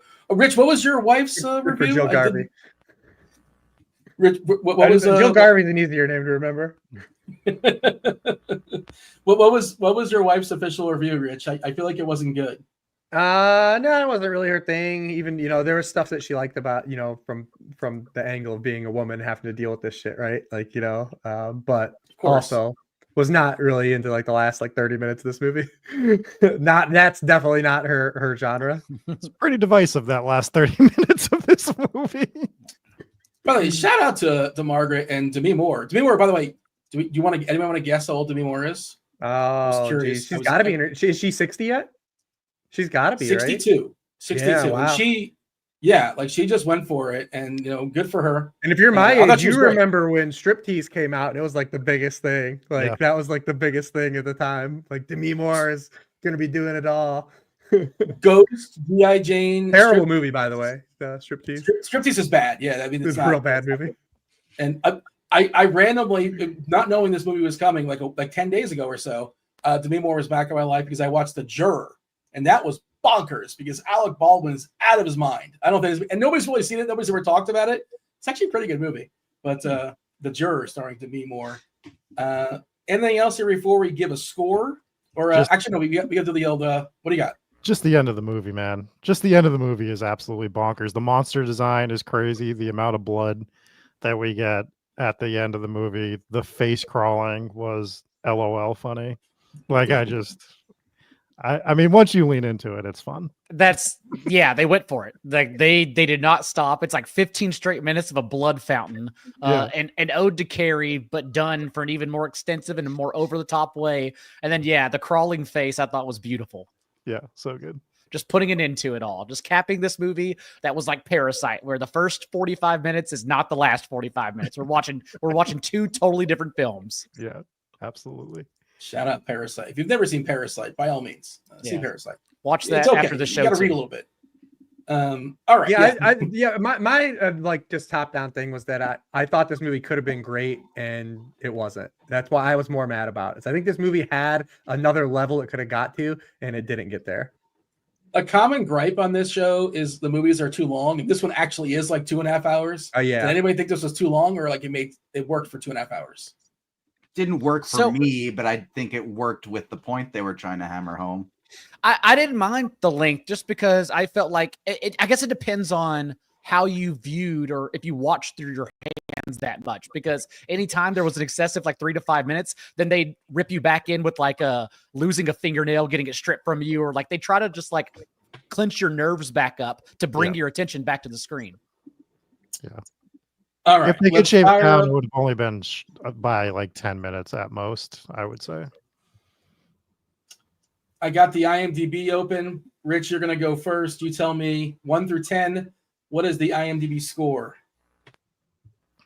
It's new, so it's probably too high. I'll say 7.2. John? I don't know the budget, but it feels like this one has a budget. It feels like a big blockbuster movie that maybe hasn't just got the attention yet. So I'm going to go 7.9. 17.5 million was the budget. I was curious as well. 7.9 is a monster score. TJ? I'll go 7.3. 1 over Rich. Price is right. Game theory. Rob? God, it's body horror. I don't know if anybody went into this not knowing. I'm just gonna say I'm gonna go low, even though I can definitely see this being in the 7s. I'm gonna say 5.8. TJ is the winner at 7.5. Yeah. 7.5.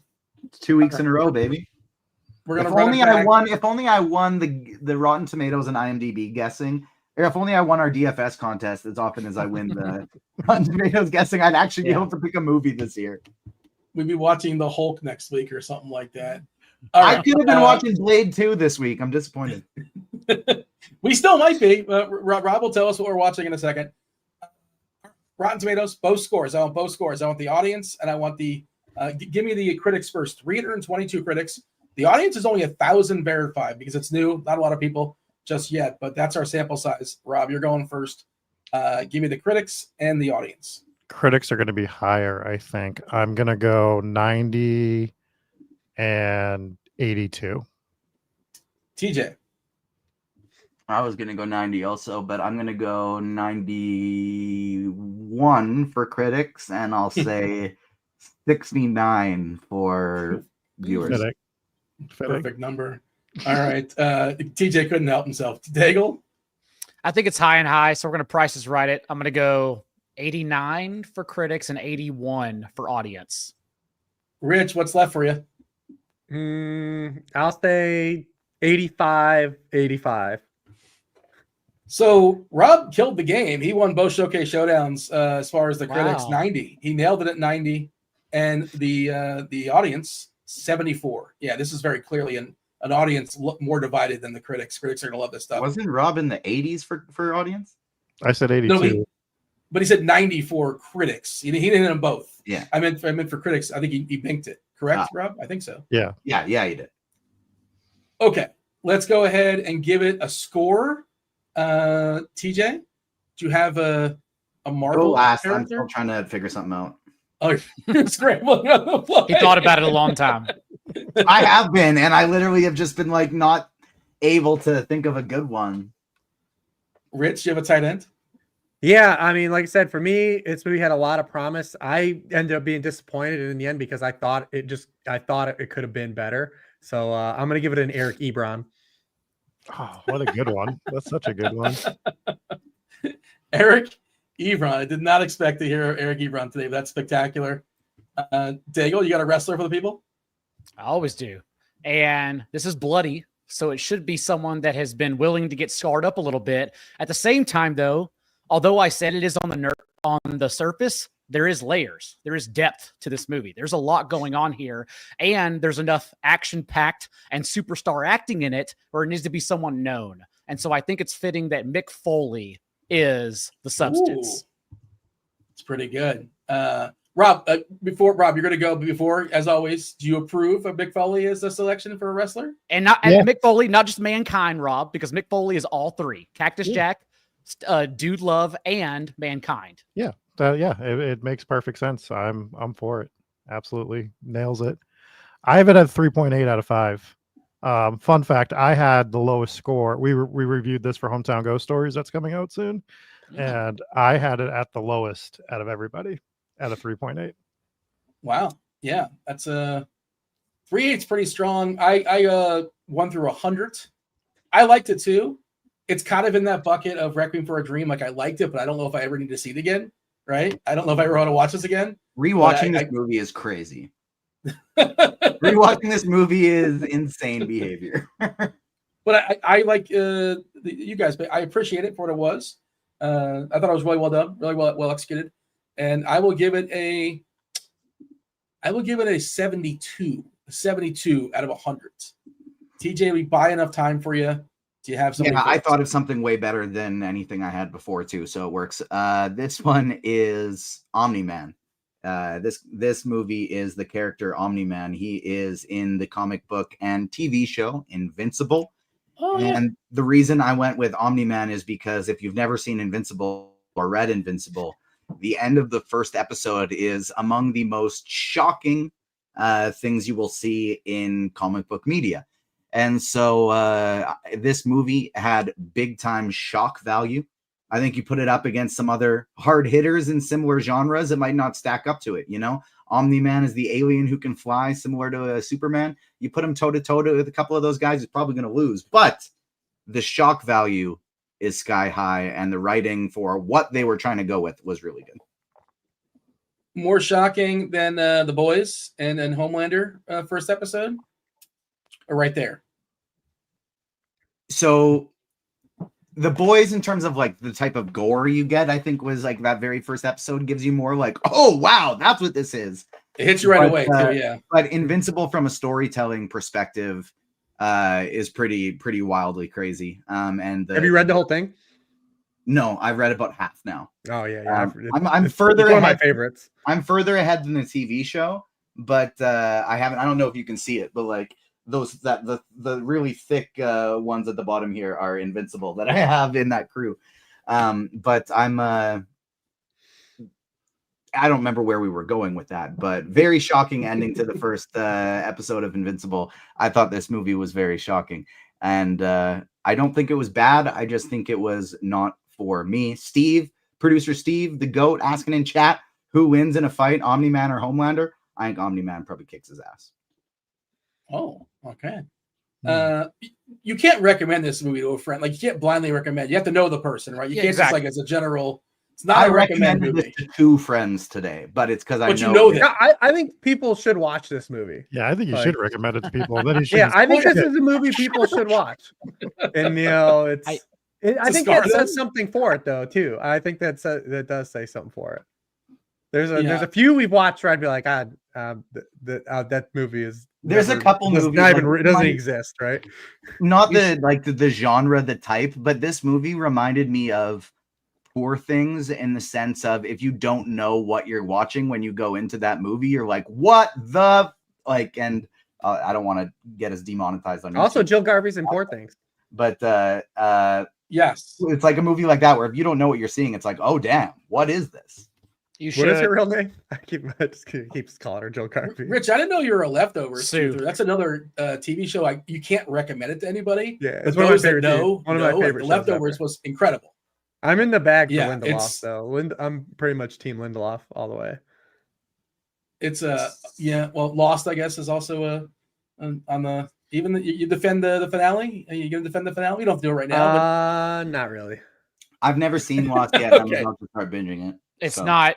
Station 11, amazing. You'd have to binge it. It's the type of show like back in the day. Remember when shows had 27 episodes per season? So there's just a lot. There's a lot. I love that. Personally. There's a whole lot there. That's what I hate about television now in the streaming era is that every single season is 13 episodes. It takes 2 years between each of the seasons, unless you're Abbott Elementary and you're just consistently pumping them out like TV is supposed to. But I hate that aspect of TV now where I love filler episodes. Like, give me characters I like just hanging out, and I hate that we don't get that anymore. And quickly, before Rob says his movie, this one's going to go long, by the way. Sorry, Dan. You did give us a platform. Shout out, no spoilers, but shout out to the Penguin. I'll leave it at that, but absolute shout out to the Penguin. Yeah, I'm only halfway through, but I'm not saying enjoying it. What a show, man. What a show. I'll just say this about Lost, and we'll move on. But Lost and like maybe Game of Thrones, like the 2 last shows, like were water cooler shows, right? They don't really exist anymore, right? Thrones, like the Twitter, that was like peak Twitter, right? Like that. Everyone watched that show. You could not go on Twitter if you hadn't seen the episode. The memes are just the instant memes were incredible. Even through like the downturn of the last season. Like Twitter was still popping. Even it was better. People hated it. Sometimes, interestingly enough, like of the Penguin and Agatha All Along, Disney Plus's recent show are 2 of the most like talked about and engaged shows in years now that have been popping up. Well, HBO always brings it, man. I mean, it's just tried and true. My whole life, HBO has just been a staple. My son was just talking about like the Penguin and how it's like, well, then Last of Us coming out. I'm like, dude, buddy, this has been my entire life. Sunday night at 9, there's been something dialed in, rotated. Oz. I would say though, if you go back and if you show him Oz, though, I don't know if that holds up or not. I don't know either. I haven't watched it since it came out. That is interesting. I do wonder. I rewatched Sopranos and it's still good. Yeah, I did too. I did too, and it held up. Except AJ is working at Blockbuster, and that's kind of weird. But otherwise, Some of the it's technology stuff is hilarious. Look back and laugh, but it's like that's just how quickly we jumped though from like the 90s, like the 25-year gap. Like, you're like they just like stuff came out. Like, do you remember digital cameras? Like people like got digital cameras, like went around, look at, I can just take all these pictures I want and send it to this file. And it's like, yeah, dude, now I just got a computer in my pocket.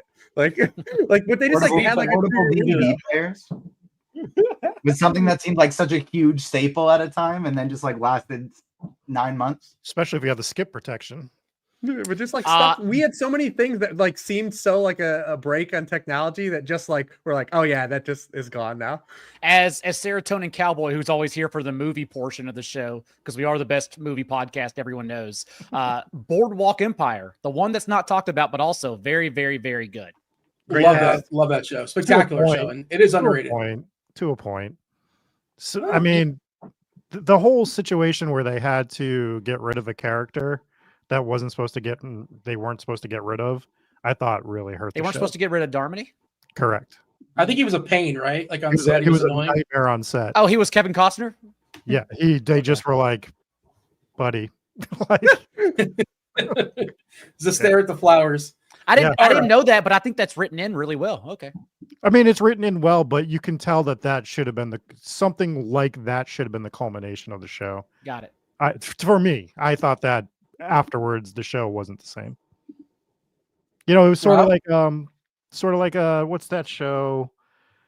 God, it was with the guy from Band of Brothers, the redhead. He was like the Friends. No, was he a spy or wasn't he a spy? Oh, the Americans? Not the Americans. I'll send it later. Yeah. I forget. We're gonna be here all night talking about TV. Another show people won't talk about. All right, we got to get let's wait for Dan to just cut. Dan, if you're listening, just come in and tell us what that show was. We'll stay. All right. So my movie, we talked about it quickly earlier in the year, so I figured we might as well just watch it. And it's on Peacock, so it's easy to get. It is Let the Right One In. So it's from like 2008. Which one? We watched the American version or like the Swedish version? No, the original version, Let the Right One In. Not Let Me In, Let the Right One In. 2008? 2008, yep. Yes. So we're doing more gore. Not really.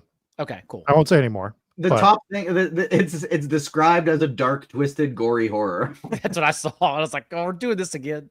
I don't think it is. I haven't watched it since it came out, but it's just a really good movie. So I figured I'd give you guys a good movie. And then if I win Right one in, there's a TV show based on it as well. We're not watching that. And there's an American version, I think, with Dakota Fanning. I think it's Chloe Moretz Grace, right? Is that how you say it?